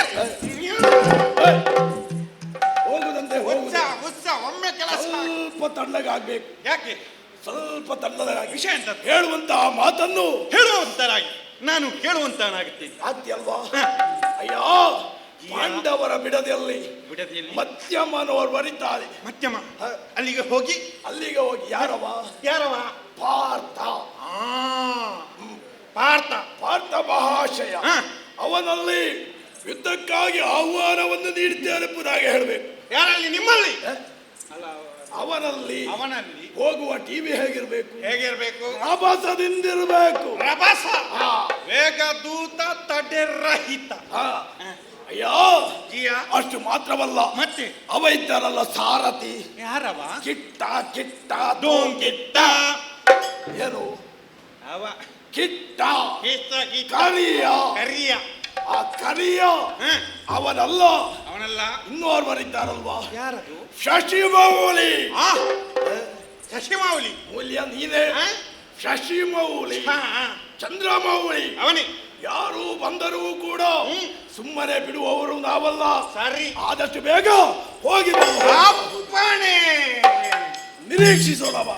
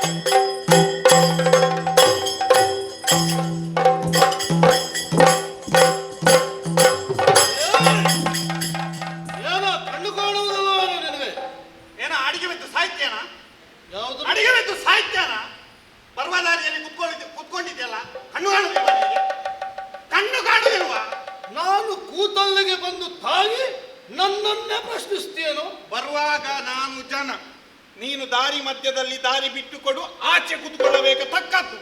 ಅದನ್ನು ಬಿಟ್ಟು ನಾನು ಬರುವುದನ್ನು ಕಂಡು ಸಹ ಕಾಣದಿರುವ ಹಾಗೆ ನಿನ್ನಲ್ಲಿ ಎಂತದ್ದು ಮಾತಾಡು. ನಿನ್ನಲ್ಲಿ ಮಾತಾಡ್ಲಿಕ್ಕೆ ಬರ್ತದಲ್ಲ. ಇಲ್ಲಿ ಒಂದು ದನ ಉಂಟಲ್ಲ, ಯಾವುದು? ಜನ ಉಂಟಲ್ಲ, ದನ ಕರೆಯುವುದಕ್ಕಾಗಿ ಬಂದ ಛೆ! ಜನ ಜನ. ಜನ ಜನ ಅವನಲ್ಲಿ ಮಾತಾಡ್ಲಿಕ್ಕೆ ಬಂದದ್ದು. ಉಸಿರೆತ್ತು ಬೇಡ, ಕೋಪ ಬಂದಿದೆ. ನಾನು ರಭಸದಲ್ಲಿದ್ದೇನೆ. ಯಾರು ಯಾರು ಇಲ್ಲಿ ಅವ ಇದ್ದಾನಲ್ಲ, ಅವ ಯಾರು? ಅಜೀರ್ಣ ಅಜೀರ್ಣ ಅಜೀರ್ಣ ಅರ್ಜುನ. ಆ! ಎಲ್ಲ ಅರ್ಜುನನೇ. ಏ, ಅರ್ಜುನ. ನೀನು ಇಡೀ ಅರ್ಜುನ ನೀನೇ? ಅರ್ಜುನರೆಂದರೆ ನಾನೇ. ಇಲ್ಲಿ ಬಾರ. ನನ್ನನ್ನು ಕರೆಯುವುದಕ್ಕೆ ನೀನು ಜನ. ಕೇಳುದಿಲ್ಲ ಪುಣ್ಯಾತ್ಮ, ಇಲ್ಲಿ ಬಾರ. ಹಾಗೆ ಹೇಳುದು, ಈಗ ಕಿವಿ ಕೇಳುವುದಿಲ್ಲ ಅಂತ. ಏನ್? ಅರ್ಜುನ ನೀನಲ್ಲ, ನಾನೇ. ನನಗೆ ಗೊತ್ತುಂಟ. ನಿನಗೆ ಸುರ್ಪಜ್ಞಾನ ಉಂಟಾ ಅಂತ ನೋಡಿದ್ದು. ಯಾವುದು? ಸುರ್ಪಜ್ಞಾನ, ಸ್ವಸ್ವರೂಪ ಜ್ಞಾನ. ಸ್ವಸ್ವರ. ನೀನು ನನ್ನನ್ನು ತಿದ್ಲಿಕ್ಕೆ ಬರಬೇಡ. ಅಲ್ಲ, ನೀನು ತಿದ್ದಿದ್ರು ಸರಿಯಾಗುವವನಲ್ಲ. ನನ್ನನ್ನು ತಿದ್ಲಿಕ್ಕೆ ಬರಬೇಡ ಜನ ನೀನಲ್ಲ. ಅಲ್ಲ, ನೀನು ತಿದ್ದಿದ್ರು ಸರಿಯಾಗುವವನಲ್ಲ. ಬಿಡು. ಅರ್ಜುನ ನೀನಲ್ಲ. ನಾನೇ. ಇದು ಮೊನ್ನೆ ಅದೊಂದು ಬಂತಲ್ಲ, ನಿನ್ನದೆಯಾ? ಯಾವ್ದ? ಗಿರ್ಗಿಟ್ ಗಿರ್ಗಿಟ್ ಒಂದು ಬಂತಲ್ಲ. ಎಂತದು? ಗಿರ್ಗಿಟ್ ಕಿರೀಟಿ. ನೀನು ಸಸ್ಯಾಹಾರಿಯಾಗಿ ಹೋದದ್ದು. ಸಶರೀರನಾಗಿ ಹೋದದ್ದ. ಅಮೆರಿಕ ಎಂತದು? ಅಮೆರಿಕ ಅಮೆರಿಕ ಅಮೆರಿಕ ಸ್ವರ್ಗ. ಹಾ, ಅಮರಾವತಿ. ಅಮೆರಿಕ ಅಮರಾವತಿ. ಹೌದೌದು. ಹಾ. ಅಲ್ಲಿ ಹೋಗಿ ಸಿಕ್ಕಿದ್ದು ಕಿರ್ಕಿಟಿ. ಕಿರೀಟಿ ಎನ್ನುವ ನಾಮ ನೀನದ? ನನಗೆ. ನಿನ್ನಲ್ಲೇ ಮಾತಾಡ್ಲಿಕ್ಕೆ ಬಂದ. ಹಾ. ಜನ ನೀನೇ ಅಲ್ಲ. ನೀನು ಒಂದು ಕಡೆ ನಿಂತು ಮಾತಾಡ. ನಾವು ನೀನು ಹೇಳ್ಬೇಡ. ನೀನು ಹೇಳ್ಬೇಡ. ನನ್ನನ್ನು ತಿದ್ಲಿಕ್ಕೆ ಜನ ನೀನಲ್ಲ. ನೀನು ತಿದ್ದಿದ್ರು ಸರಿಯಾಗುವ. ನೀನು ಬಿಗ್ ಬಾಸ್. ಎದುದು? ಬಿಗ್ ಬೀಬಸ್ಸು. ನೀನ? ನಾನೇ. ನಿನ್ನ ಇಲ್ಲಿ ಬಾ, ಇಲ್ಲಿ ಬಾರ, ಇಲ್ಲಿ ಬಾರ. ಕೇಳುದಿಲ್ಲ ಬಾರ. ಜೀವನ ಕಿವಿ ಹೊಡೆದು ಹೋಗ್ಲಿಕ್ಕೆ ನಿನ್ನದೇ ಅಲ್ಲ. ಬೀಬಸ್ಸು ನೀನೇ ಅಲ್ಲ. ನಾನೇ. ಕುಂಟಿ ಪುತ್ರ. ಕುಂಟಿ ಪುತ್ರ ಪುಣ್ಯಾತ್ಮ. ಕುಂಟಿ ಪುತ್ರ. ದೂರ ನಿಂತು ಮಾತಾಡ. ಕುಂತಿ ಪುತ್ರ. ಕುಂತಿ ಪುತ್ರ. ನಾನೇ. ವಿಷಯ ಮತ್ತೊಂದುಂಟು. ಯಾವುದು? ಮಧ್ಯಾಹ್ನ ಪಾಡುವ. ಅದು ಮಧ್ಯಾಹ್ನ ಪಾಡುವಣ. ಅಭ್ಯಾಸ ಇಲ್ಲ ಅಂತ. ಮಧ್ಯಾಹ್ನ ಪಾಂಡವ. ಮಧ್ಯಮ ಪಾಂಡವ. ಪಾರ್ಥ. ಅದು ಪಾರ್ಥ. ಯಾರ? ಕಲಿಪಾರ್ಥ. ಪಾರ್ಥ. ಕಲಿಪಾರ್ಥ. ನೀನೆಯ? ನಾನೇ. ನಿನ್ನಲ್ಲೇ ಮಾತಾಡ್ಲಿಕ್ಕೆ ಬಂದ. ಅದೇನು ಕೈ ಮೇಲೆ ಹೋಗುದು? ಕೈ ತುರಿಸ್ತದ? ನೀನು ಅದನ್ನೆಲ್ಲ ಕೇಳಲಿಕ್ಕೆ. ಬೆನ್ನು ತುರಿಸುವುದಿಲ್ವ ನಿನಗೆ? ತುರಿಸ್ತದೆ, ಹೇಳಲಿಕ್ಕೆ ಆಗ್ತದ? ಅದು ಜನ ನೀನಲ್ಲ. ನೀನು ನೋಡು, ನನ್ನನ್ನು ತಿದ್ಲಿಕ್ಕೆ ಬರಬೇಡ. ತಿದ್ದಿದ್ರು ಸರಿಯಾಗುವವನ. ನಾನು ಯಾರಂತ ನೋಡುದಿಲ್ಲ. ಅಪ್ಪ ಆಗ್ಲಿ ಗುರು ಆಗ್ಲಿ, ಮಾತಾಡುದು ಮಾತಾಡು. ಹೌದಾ? ಇದು ವಿಷಯ ಎಲ್ಲ ನೀನೇ ಅಲ್ಲ. ನಾನೇ. ಇದು ಸತ್ಯ ಹೇಳ್ಬೇಕು. ನನ್ನ ಗಂಡ ಯಾರು? ಎಂತದು? ನನ್ನ ಗಂಡ ಇಲ್ಲಿ ಯಾರು? ನೀನು ಹುಡುಗ ಹೌದಲ್ಲ? ಮತ್ತೆ ನಿನಗೂ ಗಂಡ ಇದ್ದಾನ? ನನಗೂ ಗಂಡ ಇದ್ದಾರೆ. ನನ್ನ ಅಮ್ಮನ ಗಂಡ ಕೂಡ ಇಲ್ಲಿದ್ದಾನೆ. ನನ್ನ ಅಪ್ಪನ ಗಂಡ ಕೂಡ ಇಲ್ಲಿದ್ದಾನೆ. ಎಂತದು ಪುಣ್ಯಾತ್ಮ, ನಿನ್ನ ತಲೆ ಕೆಟ್ಟಿದೆಯಾ? ಇಲ್ಲಿ ಗಂಡ ಯಾರ ಅದು ಹೇಳು. ಓ, ಮೂರು ಲೋಕದ ಗಂಡ ಯಾರು? ಮೂರು ಲೋಕದ ಪ್ರಶ್ನೆ ಅಲ್ವಾ ನಿನ್ನದು? ಮೂರು ಲೋಕದ ಗಂಡ ನಾನೇ. ಮೂರು ಲೋಕದ ಗಂಡ ಆದ್ಮೇಲೆ ನಾವೆಂತ ಮೂರು ಲೋಕದಿಂದ ಹೊರಗಿದ್ದೇವ? ಅದಕ್ಕೆ ಮೂರು ಲೋಕಕ್ಕೆ ಗಂಡ ಆದ್ಮೇಲೆ ನನಗೂ ಕೂಡ ಗಂಡ ಅಲ್ವಾ? ಹಾಗಲ್ವ? ನಾನು ಗಂಡು. ಆ ಕಾರಣದಿಂದಾಗಿ ನಾನು ಗಂಡ. ಎಲ್ಲ ನೀನೇ ಅಲ್ಲ. ನಾನೇ. ನಿನ್ನಲ್ಲೇ ಮಾತಾಡ್ಲಿಕ್ಕೆ ಉಂಟು. ಏನು ಮಾತಾಡುವುದು? ಲಾಲಿಸಿ ಕೇಳಿದ್ರ ಸಂಜಾತ.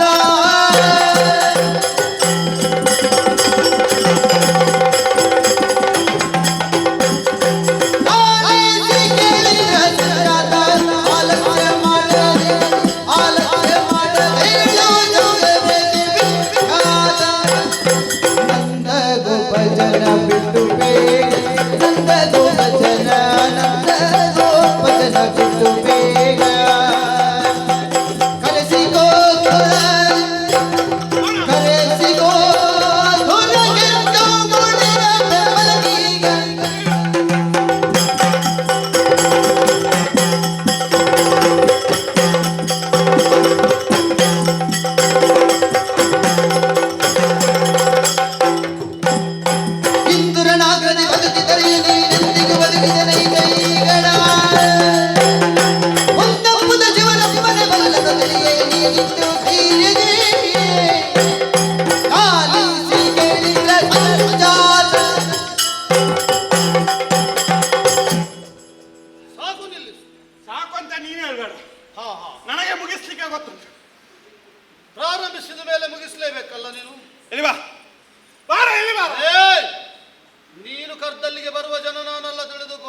ನಾನು ಅಲ್ಲಿಗೆ ಬರ್ತೀನಿ. ಹೇ,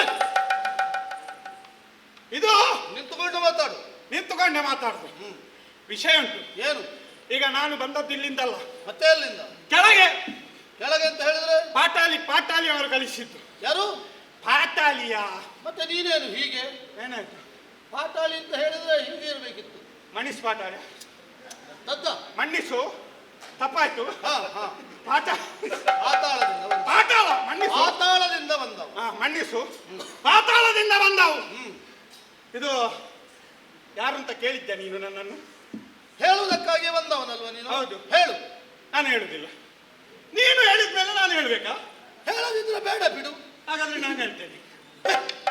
ನಿನಗೆ ತಲೆ ಸರಿ ಇಲ್ವೇನು? ಹೇಳು. ಅಲ್ಲಿ ಕಳಿಸಿದ್ದು ಯಾರು? ಸಂಸ್ ಎಂತದು? ಏನಾಗುತ್ತದೆ ನಿಮಗೆ? ಸಂಸಪ್ತಕರು.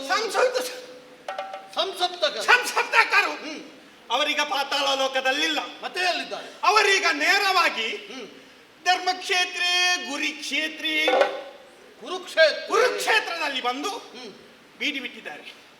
ಕುರುಕ್ಷೇತ್ರದಲ್ಲಿ ಬಂದು ಬೀಡಿ ಬಿಟ್ಟದ್ದು. ಅದೇನು ಅಲ್ಲಿಯೇ ಬೀಡು ಬಿಟ್ಟದ್ದು? ಕಾರಣ ಉಂಟು. ಬೀಡು ಬಿಟ್ಟದ್ದು. ಬೀಡು ಬಿಟ್ಟದ್ದು. ಹಾ. ಅವರು ಸಫೇದ್ ಇಟ್ಕೊಂಡು ಬಂದಿದ್ದಾರೆ. ಎಂತದು?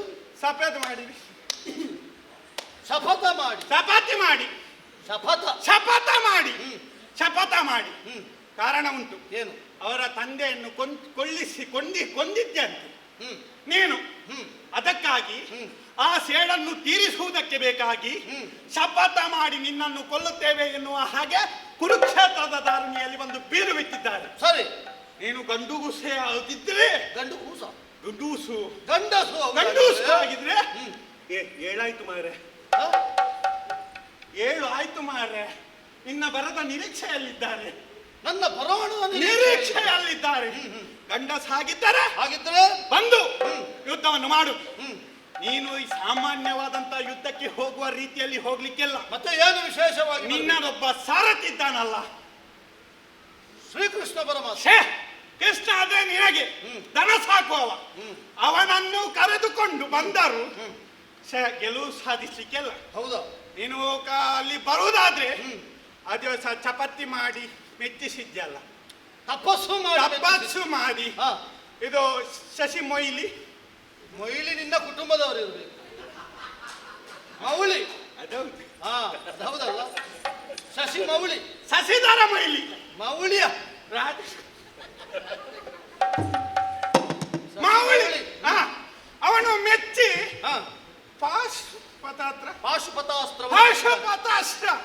ನಿನಗೊಂದು ಅರ್ಥ ಸಹ ಆಗುದಿಲ್ಲ. ಎಂತ ನಿರಕ್ಷರ ಕುರ್ಸಿಗಳು ನಿನ್ನನ್ನು ತಿದ್ದಬೇಕು ನಾನಲ್ಲ. ಹಾಗಾಗಿ ಅವರನ್ನೆಲ್ಲ ಕರೆದುಕೊಂಡು ಕುರುಕ್ಷೇತ್ರಕ್ಕೆ ಬಂದು ಯುದ್ಧವನ್ನು ಕೊಡ್ಬೇಕಂತೆ. ನಾವು ಮಾತ್ರ ಬಂದ್ರೆ ಸಾಕ? ಮತ್ತೆ ಮೇಲೆ ನೋಡ, ಮೇಲೆ ಏನು? ಮಂಗ. ಯಾರನ್ನ ಮಂಗ ಅಂತ ಹೇಳಿದ್ದು? ಯಾರನ್ನ ಮಂಗ ಅಂತ ಹೇಳಿದ್ರು? ಯಾರು ನಿಂಗೆ ಬಿಸಿ ಆಗುದು? ಮತ್ತೆ ಮಂಗ ಅಂತ ಹೇಳಿದ್ವಿ. ಮಂಗ ನಿನ್ನನ್ನು ಹೇಳಿದ. ಮತ್ತೆ ಯಾರನ್ನು? ಮೇಲೆ ನೋಡು, ಮಂಗ ನೇತಾಡುದು. ಹನುಮಂತ. ಹೌದು, ನಿನ್ನ ರಥದಲ್ಲಿ ಹನುಮಂತ. ಅವನನ್ನು ಕರೆದುಕೊಂಡು ನೇರವಾಗಿ ನಿನ್ನ ದಿವ್ಯಾಯುಧಗಳನ್ನು ಹಿಡಿದುಕೊಂಡು ಬರತಕ್ಕದ್ದು, ಯುದ್ಧ ಮಾಡತಕ್ಕದ್ದು. ಇಲ್ಲ ಅಂತ ಆದ್ರೆ ಬಾರದಿರೆ ಇದೆಲ್ಲ ಉಂಟಲ್ಲ, ನೀನು ಹುಟ್ಟಿಕೊಂಡದ್ದು ಅದನ್ನೆಲ್ಲ ತೆಗೆದು ಸೀರಿಯಸ್ ಆಗಿ ವೇಷ ಹಾಕಿ ನಿಲ್ಲಬೇಕಂತೆ. ಅದು ಒಪ್ಪುದಿಲ್ಲ ಅಂತ ಆದ್ರೆ ಹಿಂದೆ ಮುಂದೆ ನೋಡ್ಲಿಕ್ಕೆಲ್ಲ ನಿನ್ನ ಸೇರ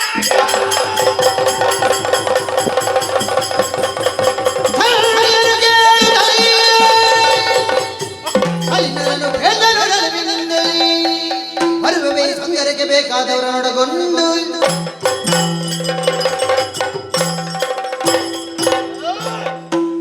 ದೂತನ ಮೇಲೆ ಕೈ ಮಾಡಬಾರದು, ಇದು ನೀತಿಯಲ್ಲ ಎನ್ನುವ ಕ್ಷತ್ರಿಯ ಧರ್ಮದ ಮರ್ಮವನ್ನರಿತು ಸುಮ್ಮನೆ ಇದ್ರೆ ನನ್ನ ಸವೆಗೆ ಕೈ ಹಾಕುವುದಕ್ಕೆ ಮುಂದುವರಿತಾ ಇದ್ದೀಯಲ್ಲ. ನಾನು ಕೂಡ ಸುಮ್ಮನಿದ್ದದ್ದು. ನಾನು ಕೂಡ ನಿನ್ನಲ್ಲಿ ಯುದ್ಧ ಮಾಡಬಲ್ಲೆ. ಸರಸಕ್ಕೆ, ಸಮರಕ್ಕೆ, ಸಂಸಾರಕ್ಕೆ ಸರಸಕ್ಕೆ ಸಮಾನಕ್ಕೆ ಸಮರಕ್ಕೆ ಸಂಸಾರಕ್ಕೆ ಸಮಾನತೆ ಬೇಕಂತೆ. ನಾಡಿದ್ದು ನಾನು ಪಾಪ ಕಟ್ಟಿಕೊಳ್ಳಬಾರ್ದು ನೋಡು. ಶಿಶು ಹತ್ಯೆ ಮಹಾಪಾಪ ಅಂತೆ. ಈಗ ನಾನು ಶಿಶುವಿನ ಹಾಗೆ ಕಾಣುತ್ತೇನಲ್ಲ? ಪಶು ಹತ್ಯೆ ಕೂಡ ಪಾಪವಂತೆ. ಈಗ ನಾನು ಪಶುವಿನ ಹಾಗೆ ಕಾಣುತ್ತೇನಾ? ನನಗೆ ಆ ಲೆಕ್ಕದಲ್ಲಿ ಹಾಗೆ ಕಾಣ್ತಾ ಇದ್ದೀನಿ. ನೋಡು, ಏನು ಬರ್ತೇನೆ, ಆದ್ರೆ ಬರುವ ಬಗೆ ಹೇಗೆ ಎನ್ನುವುದನ್ನು ನಾನೇ ನಿರ್ಧರಿಸ್ತೇನೆ. ಸರಿ, ಬೇಕಾದವರನ್ನು ಒಡಗೂಡಿಕೊಂಡು ನಾನು ಬರುವವನಿದ್ದೇನೆ. ಆ? ಈ ವಿಷಯವನ್ನು ಆ? ಹೋಗಿ ನಿಮ್ಮವರಾದಂತಹ ಸಂಸಪ್ತಕನಿಗೆ ಹೇಳು. ನಡೆಯಲಿಂದ ಈಗ ಬರ್ಲಿಕ್ಕೆ ಹೇಳಿದ್ ನೀನ? ಹ್ಮ್. ಬರ್ಲಿಕ್ಕೆ ಹೇಳಿದ್ ನೀನ? ಯಾರನ್ನು? ನನ್ನನ್ನು. ಅಲ್ಲ, ಮತ್ತೆ ಹೋಗ್ಲಿಕ್ಕೆ ನನಗೆ ಗೊತ್ತಿಲ್ವಾ? ಹೋಗುವಾಗಾದ್ರೆ ನಾನು ಆಗುದಿಲ್ಲ, ಇಲ್ಲ ನಿಲ್ತೇನೆ. ಹಾಗಾದ್ರೆ ಅಲ್ಲ ಬಿದ್ದುಕೋ. ಬಿತ್ತುಕೋ ಅಂತ ಹೇಳಿದ್ರೆ ನೀನು ಹೇಳಿದಾಗ ನನಗೆ ಕೇಳುವವರಿದ್ದಾರೆ ಮಾರೆ. ಹೋಗ ಹೋಗ. ಎಂತೆಲ್ಲ ಹುಚ್ಚರಿದ್ದಾರೆ ಈ ಜಗತ್ತಿನಲ್ಲಿ ಅಂತ ಅರ್ಥವೇ ಆಗುವುದಿಲ್ಲ ನನಗೆ. ಯಾರ? ಎಂತದು? ಹುಚ್ಚ ಯಾರ? ಹ? ಹುಚ್ಚ ಯಾರು? ನಾನು ಇಷ್ಟೊತ್ತು ನಿನ್ನಲ್ಲಿ ಮಾತಾಡಿ ಒಂದು ಬೇಡದ ಶಬ್ದ ನನ್ನ ಬಾಯಲ್ಲಿ ಬಂತ? ಯಾಕಶ್ಚಿತ್ತು ಒಂದು ದೂತನಿಗೆ ಹುಚ್ಚ. ಯಾರಿಗ ಹುಚ್ಚ? ಯಾರಿಗೆ ಹೇಳುದ ನೀನು? ನೀನು ಮಾತಾಡಿದ್ದೆಲ್ಲ ಕೇಳಿಕೊಂಡಿರ್ಲಿಕ್ಕೆ ನಾನು ನಿನ್ನ ದೂತವ? ಹುಚ್ಚ ಯಾರಿಗೆ ಹೇಳಿದ ಅದು ಹೇಳು. ಇದು ಎರಡರಲ್ಲಿ ಒಂದು ತೀರ್ಮಾನ ಆಗ್ಬೇಕು. ಹುಚ್ಚ ಅಂತ ಹೇಳಿದ್ದು ನಿನಗೆ? ಹಾಗೆ ಸರಿ, ಸ್ಪಷ್ಟ ಹೇಳು. ಯಾರದು? ಕೇಳು ಧರ್ಮಾನುಜಾತ ಸಂಗರಕ್ಕೆ ಬೇಗೇಳು ಲೋಕ ಖ್ಯಾತ ಕಲಿಖಂಡು ಜಗರಿ ಭೀಮನಿಗಂಗ ತಡವಾಗಿ ತೋರುವುದು ಒಳ ಹೋಗಲರಿದು ಮುದ್ರೆಯರಿಗಿಂದಿನ ಮಾದ್ರೆಯರಿಗಿಂದಿನ ನಳಿನ ವ್ಯೂಹದ ಕೋಟೆಯ ಬಲು ಸೇನೆಯ ಕೆಳೆಯ ಕೇಳು ಧರ್ಮಾನುಜಾತ ಸಂಗರಗೆ ಬೇಗೇಳು ಮುಲೋಕ ಖ್ಯಾತ ಖ್ಯಾತ.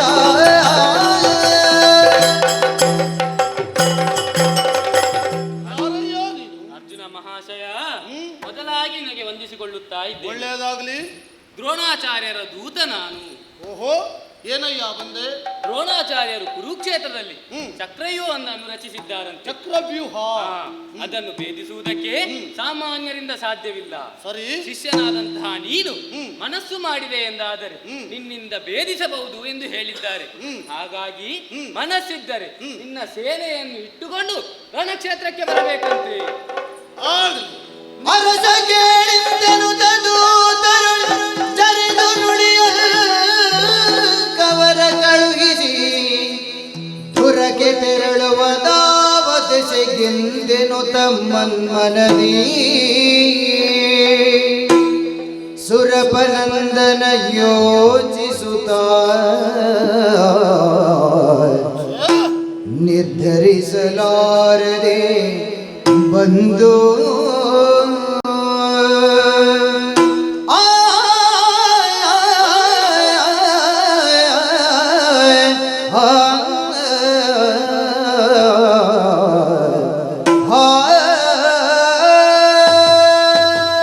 ಸಂಸಪ್ತಕರ ದೂತ ಬಂದು ಕುರುಕ್ಷೇತ್ರ ರಣದಾರುಣಿಯ ಹೊರವಲಯದಲ್ಲಿ ಸಂಸಪ್ತಕರು ಬಂದು ಬೀಡು ಬಿಟ್ಟಿದ್ದಾರೆ, ಯುದ್ಧಕ್ಕೆ ಬರಬೇಕು ಅಂತ ಆಹ್ವಾನವನ್ನು ಕಳುಹಿಸಿದ್ದಾರೆ ಎನ್ನುವ ವಿಷಯ ತಿಳಿಸಿದ. ಇತ್ತ ಕಡೆಯಿಂದ ದ್ರೋಣಾಚಾರ್ಯರ ದೂತ ಬಂದು ಚಕ್ರವ್ಯೂಹ ಭೇದನಕ್ಕೆ ಬರಬೇಕು ಅಂತ ಕೇಳಿಕೊಳ್ಳುತ್ತಾ ಇದ್ದಾರೆ. ಹಾಗಿದ್ರೆ ಏಕಕಾಲದಲ್ಲಿ ಎರಡು ಕಡೆಗೆ ಯುದ್ಧಕ್ಕಾಗಿ ನಾನು ಹೇಗೆ ಹೋಗಲಿ ಎನ್ನುವುದೇ ಚಿಂತೆಯಾಗಿ ಬಿಟ್ಟಿದೆ. ಈ ಜಿಜ್ಞಾಸೆಯನ್ನು ಪರಿಹರಿಸುವುದು ಹೇಗಪ್ಪ?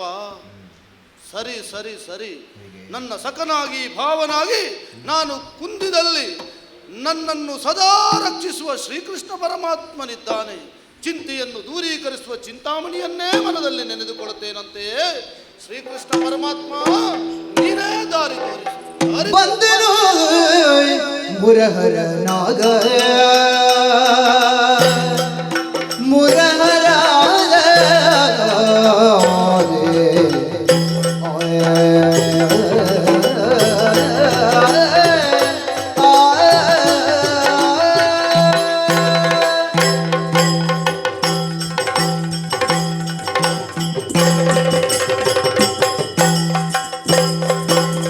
ಬಂದನು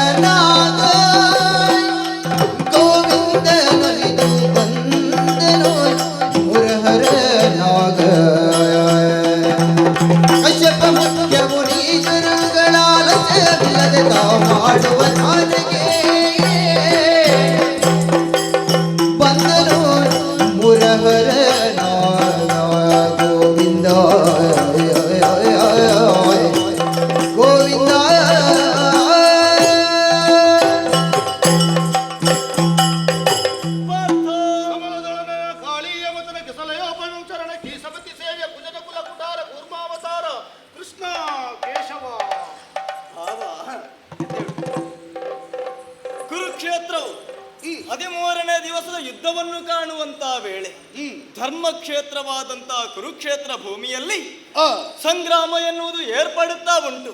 ಶುಭೋದಯದ ಕಾಲದಲ್ಲಿ ಸಂಗ್ರಾಮಕ್ಕೆ ಮುಖ ಮಾಡಿದ್ದಾನೆ ಪಾರ್ಥ ಎನ್ನುವ ಹಾಗೆ ನಾನು ಚಿಂತನೆ ಮಾಡುತ್ತಾ ಇದ್ರೆ ಪಾರ್ಥ ಯಾವುದೋ ಒಂದು ವ್ಯಥೆ, ಆ ವ್ಯಥೆಯೇ ನನ್ನ ಸ್ತುತಿಯಾಗಿ ನನ್ನನ್ನು ಈವರೆಗೆ ಬರೆಸಿಕೊಂಡಿದೆ. ಆ ಕಾರಣದಿಂದ ಒದಗಿ ಬಂದಂತ ದೇವನಾದಂತ ನನ್ನ ಮುಂಭಾಗದಲ್ಲಿ ನಿನ್ನ ಮನೋವ್ಯಥೆ ಏನು ಹೇಳಪ್ಪ. ನನ್ನಲ್ಲಿ ಹೇಳಬೇಕು. ಕೇಳಯ್ಯ ನಾವೆಂಬ ನುಡಿಯ ವಾಸುದೇವ ವಾಸುದೇವ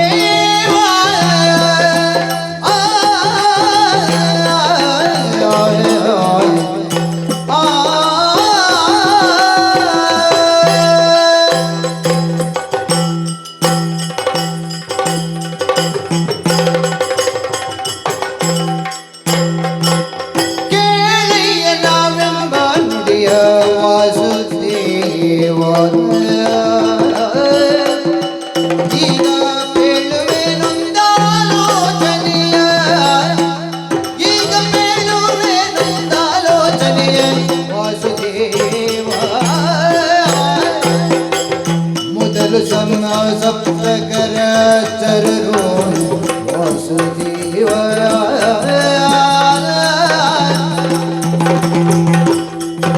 ಕಲಹ ಕೊದಗಲು ಸುರಿಪೋದರಯ್ಯ ವಾಸುದೇವ ಅವನಿಂದ ಭವವೇನು ವಾಸುದೇವ ನಾನಿನ್ಯಾವ ಕಡೆಗೆ ಹೋಗುವುದಯ್ಯ ವಾಸುದೇವ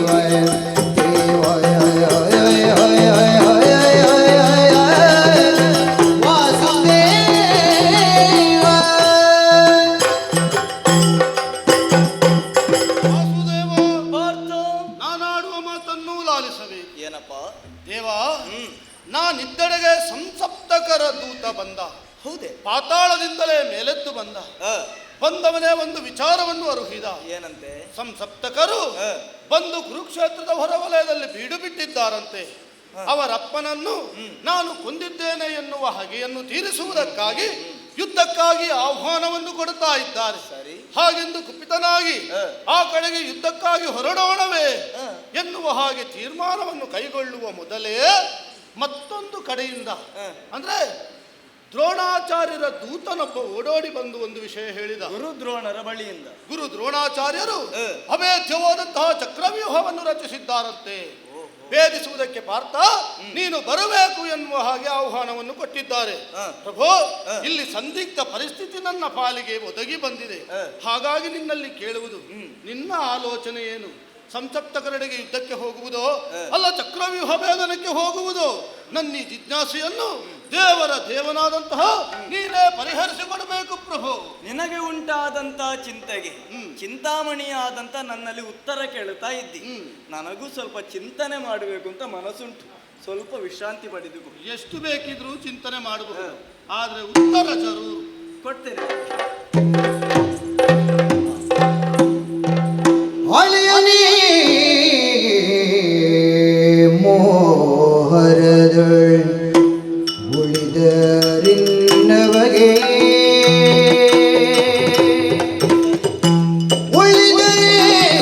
ಉಳಿದರಿನ್ನವಗೆ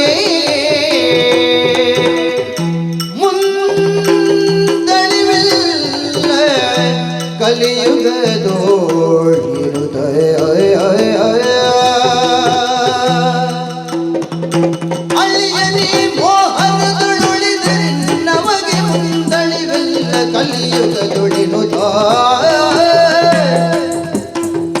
ತಿಳಿದು ಫಲಗುಣಗಿಂದನೇಳು ತಿಳಿದು ಫಲಗುಣಗಿಂದ ಏಳು ಸಮ ಸಮಸ ಕರುಣಲೊಳಗೊಡಲೆಂದು ಬೇಗದಲ್ಲಿ ಏಳಿಂದ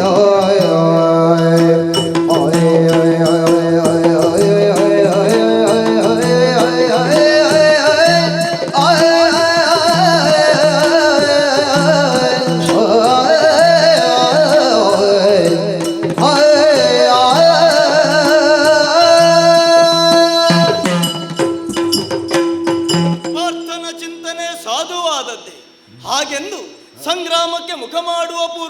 ಚೆನ್ನಾಗಿ ಯೋಚನೆ ಮಾಡಬೇಕಾದಂತಹ ಸ್ಥಿತಿಯೊಂದು ಒದಗಿ ಬಂದದ್ದು ಸುಳ್ಳಲ್ಲವಲ್ಲ. ಹಾಗಾದ್ರೆ ಏನು ಮಾಡೋಣ? ಒಂದಂತೂ ವಿಷಯ, ನಡೆಯುತ್ತಾ ಇರುವಂತಹ ಸಂಗ್ರಾಮದಲ್ಲಿ ದ್ರೋಣಾಚಾರ್ಯರು ಪಾಂಡವರನ್ನು ಸೋಲಿಸಬೇಕೆನ್ನುವಂತಹ ಕಾರಣದಿಂದಲೇ ಚಕ್ರವ್ಯೂಹವನ್ನು ಬಲಿದಿದ್ದಾರೆ. ಪಾರ್ಥನನ್ನು ಇಲ್ಲಿಗೆ ಕಳಿಸುವುದೇ ಬೇಡ.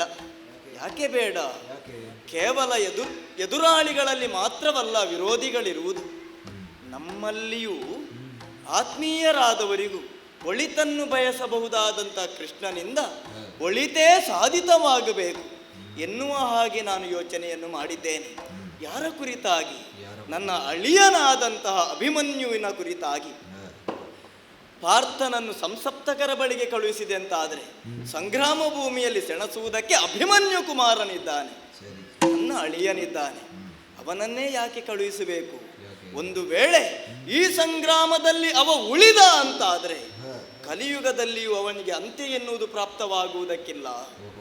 ಅದರಲ್ಲಿಯೂ ಬ್ರಹ್ಮನಾದಿಯಾಗಿ ದೇವಾನುದೇವತೆಗಳು ಒಂದಾಗಿ ಭೂದೇವಿ ನನ್ನ ಬಳಿಗೆ ಬಂದು ಭುವಿಗೆ ಇಳಿದು ಬರಬೇಕು ಅಂತ ಆಡಿದಾಗ, ನಾನು ಅವತಾರಿಯಾಗಿ ಭುವಿಗೆ ಇಳಿದು ಬಂದಾಗ ದೇವಾನುದೇವತೆಗಳು ಅಂಶಭೂತರಾಗಿ ನನ್ನೊಂದಿಗೆ ಬಂದರು. ಆ ಕಾಲದಲ್ಲಿ ಚಂದ್ರನ ಮಗನಾದಂಥ ವರ್ಚಸ್ಸು ನನ್ನೊಂದಿಗೆ ಬರ್ತಾನೆ ಅಂತ ಆಡಿದ. ಆವಾಗ ಚಂದ್ರನ ಆಡಿದ 16 ಕಳೆಯುಳ್ಳಂಥ ಚಂದ್ರನ ಆಡಿದ ಮಾತು 16 ವರ್ಷ ಪೂರ್ತಿಯಾಗುವಾಗ ಮರಳಿ ನನ್ನನ್ನು ಸೇರುವ ಹಾಗೆ ಮಾಡಬೇಕು ಅಂತ ಆಡಿದ. ಸರಿ, ಆ ವರ್ಚಸ್ವೇ ಈ ಕಾಲದಲ್ಲಿ ಅಭಿಮನ್ಯುವಾಗಿ ಉಳಿದಿದ್ದಾನೆ.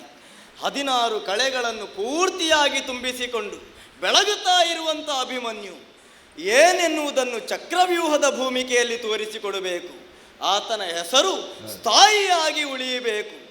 ಯುದ್ಧಾರಂಭದ ಕಾಲದಲ್ಲಿ ಭೀಷ್ಮಾಚಾರ್ಯರಿಂದ ಉದ್ಘೋಷಿಸಲ್ಪಟ್ಟಂಥ ಭಾರತ ರತ್ನ ಅವ ನಿಜಾರ್ಥದ ಭಾರತ ರತ್ನ ಎನ್ನುವ ಹಾಗೆ ಲೋಕಮುಖಕ್ಕೆ ಸಾಧಿಸುವುದಕ್ಕೆ ಇದು ಸುಸಂದರ್ಭ ಎನ್ನುವ ಹಾಗೆ ನಿರ್ಧರಿಸಿದ್ದೇನೆ. ಪಾರ್ಥ, ನಿರ್ಧಾರ ಆಯಿತು, ಯುದ್ಧಕ್ಕೆ ಹೊರಡುವುದೇ. ಆದ್ರೆ ಒಂದುಂಟು, ಯಾರಿಗೆ ಅಂತ ಪ್ರಶ್ನೆ. ಎಲ್ಲಿಗೆ? ನಿನಗೆ ಮೊದಲು ಕರೆ ಯಾರು ಕೊಟ್ಟದ್ದು? ಸಂಸಪ್ತಕರು. ಅಲ್ಲಿಗೆ ಹೋಗು.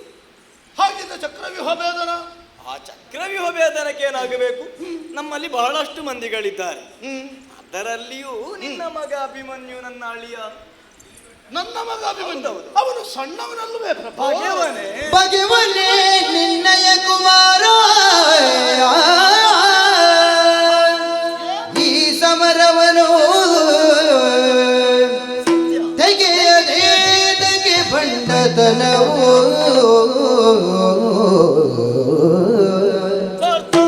ಹಗಲರದ ನಾರೋಗಣಿಗೆ ಸೊಡರು ಬೇಗೆ ಮಿಗೆ ಖಗರಾಜ ನಂಜುವನೆ ಪಣೆಗೆ ಮಿಗೆ ಖಗರಾಜ ನಂಜುವನೆ ಪಣೆಗೆ ಅರ್ಜುನ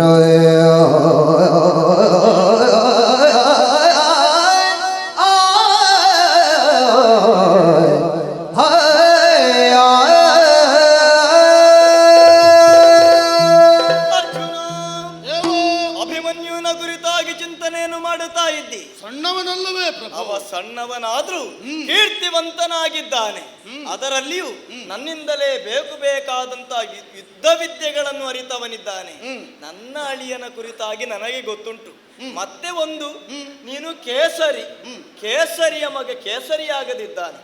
ಕೇಸರಿಯ ಹೊಟ್ಟೆಯಲ್ಲಿ ಕೇಸರಿಯ ಹುಟ್ಟುವುದಲ್ಲ. ಅವ ಹೇಡಿ ಆಗುವುದಕ್ಕೆ ಸಾಧ್ಯವೇ ಇಲ್ಲ. ಆ ಕಾರಣದಿಂದ ನಾವು ಸಾಗಬೇಕಾದದ್ದು ಸಂಸಪ್ತಕರ ಬಳಿಗೆ. ಅದರಲ್ಲಿ ಒಂದುಂಟು, ಈ ಸಂಸಪ್ತಕರು ಅಂತ ಹೇಳಿದ್ರೆ ಒಂದು ಆತ್ಮಾಹುತಿ ದಾಳಿ ಇದ್ದಾಗೆ. ಮೊದಲು ಇಂಥವರನ್ನು ತೆಗಿಬೇಕು. ಒಂದು ವೇಳೆ ತೆಗೆಯದೆ ಉಳಿದೆವು ಅಂತಾದ್ರೆ ಅವರು ಉಳಿದವರನ್ನು ತೆಗಿತಾರೆ.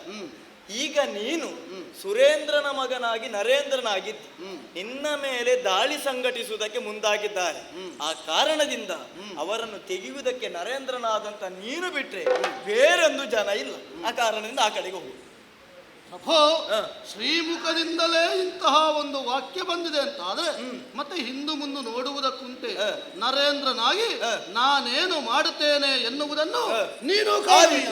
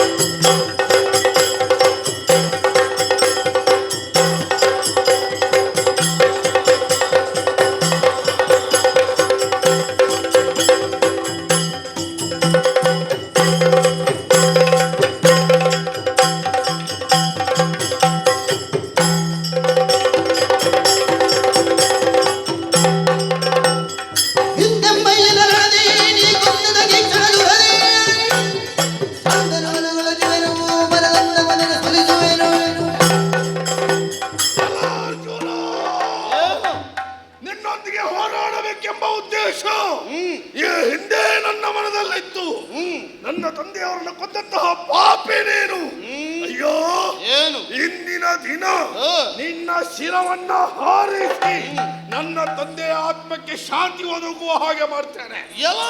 ವಿಧಸುಧರದಿ ಕದಿತ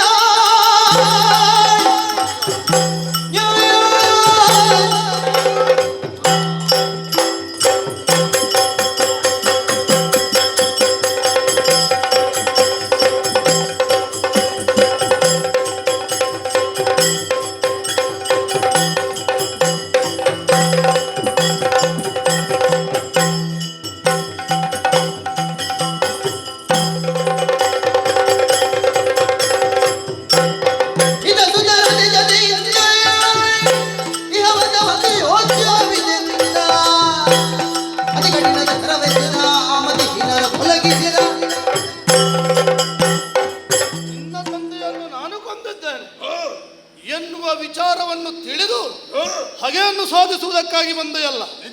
ತಂದೆ ಇದ್ದಲ್ಲಿಯೇ ಮಗ ಇರಬೇಕು. ಆ ಕಾರಣಕ್ಕಾಗಿ ನಿನ್ನನ್ನು ತಂದೆ ಇದ್ದಲ್ಲಿಗೆ ನಾನು ಕಳುಹಿಸ್ತೇನೆ.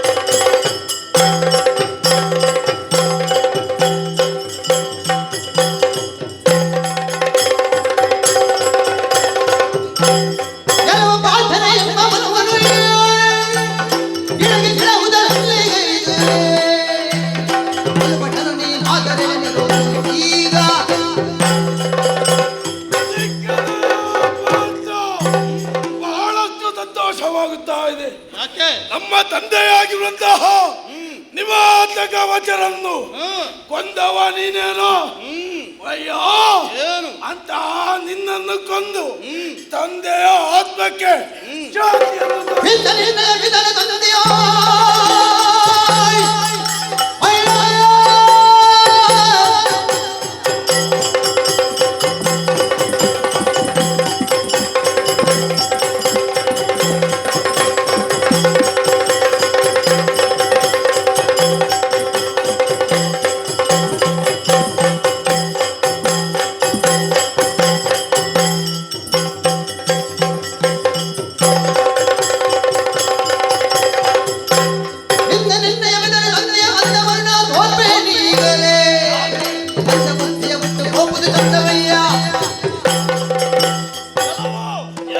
ಹಾಗೆ ಎನ್ನುವುದು ನಿನ್ನ ಒಡಲಿನಲ್ಲಿ ಹೊಗೆಯಾಗಿ ಮೇಲೆದ್ದು ಬಂದಿದೆ. ಬೆಂಕಿಯ ಹಾಗಿದೆ. ಅದೇ ನಿನ್ನ ಹೊಗೆಗೂ ಕಾರಣವಾಗುತ್ತದೆ. ಹಿಂದೆ ನಿನ್ನಯ ಪಿತನು ಸಂದಿಹ ಆ ಯಮನಾಲಯವನ್ನು ನಿನಗೂ ತೋರಿಸ್ತಾನೆ.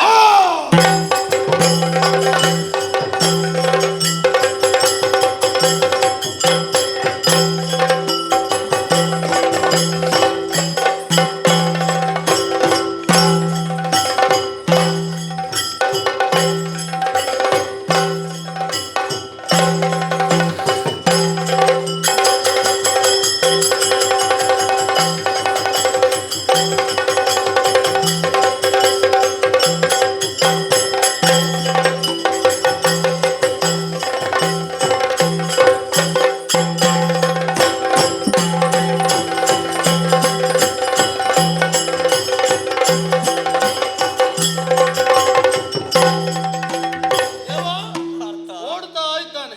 ಅವರದ್ದು ಬುದ್ಧಿ ಅಷ್ಟು. ಅವರು ಓಡುವುದಕ್ಕಾಗಿಯೇ ಇದ್ದವರು. ಬೆನ್ನಲ್ಲಿ ಹೋಗಲೇ ಬೇಡವೇ ಬೇಡ. ಯಾಕೆ? ಯಾಕೆ ಈಗ ಸ್ವಲ್ಪ ಬೇಳೆ ಇದೆ. ಹಾ. ಮತ್ತೆ ಪೂರ್ತಿ ಸಂಘಟನೆಯನ್ನೇ ನಾವು ನಿಷೇಧ ಮಾಡುದು. ಆಗಲಿ.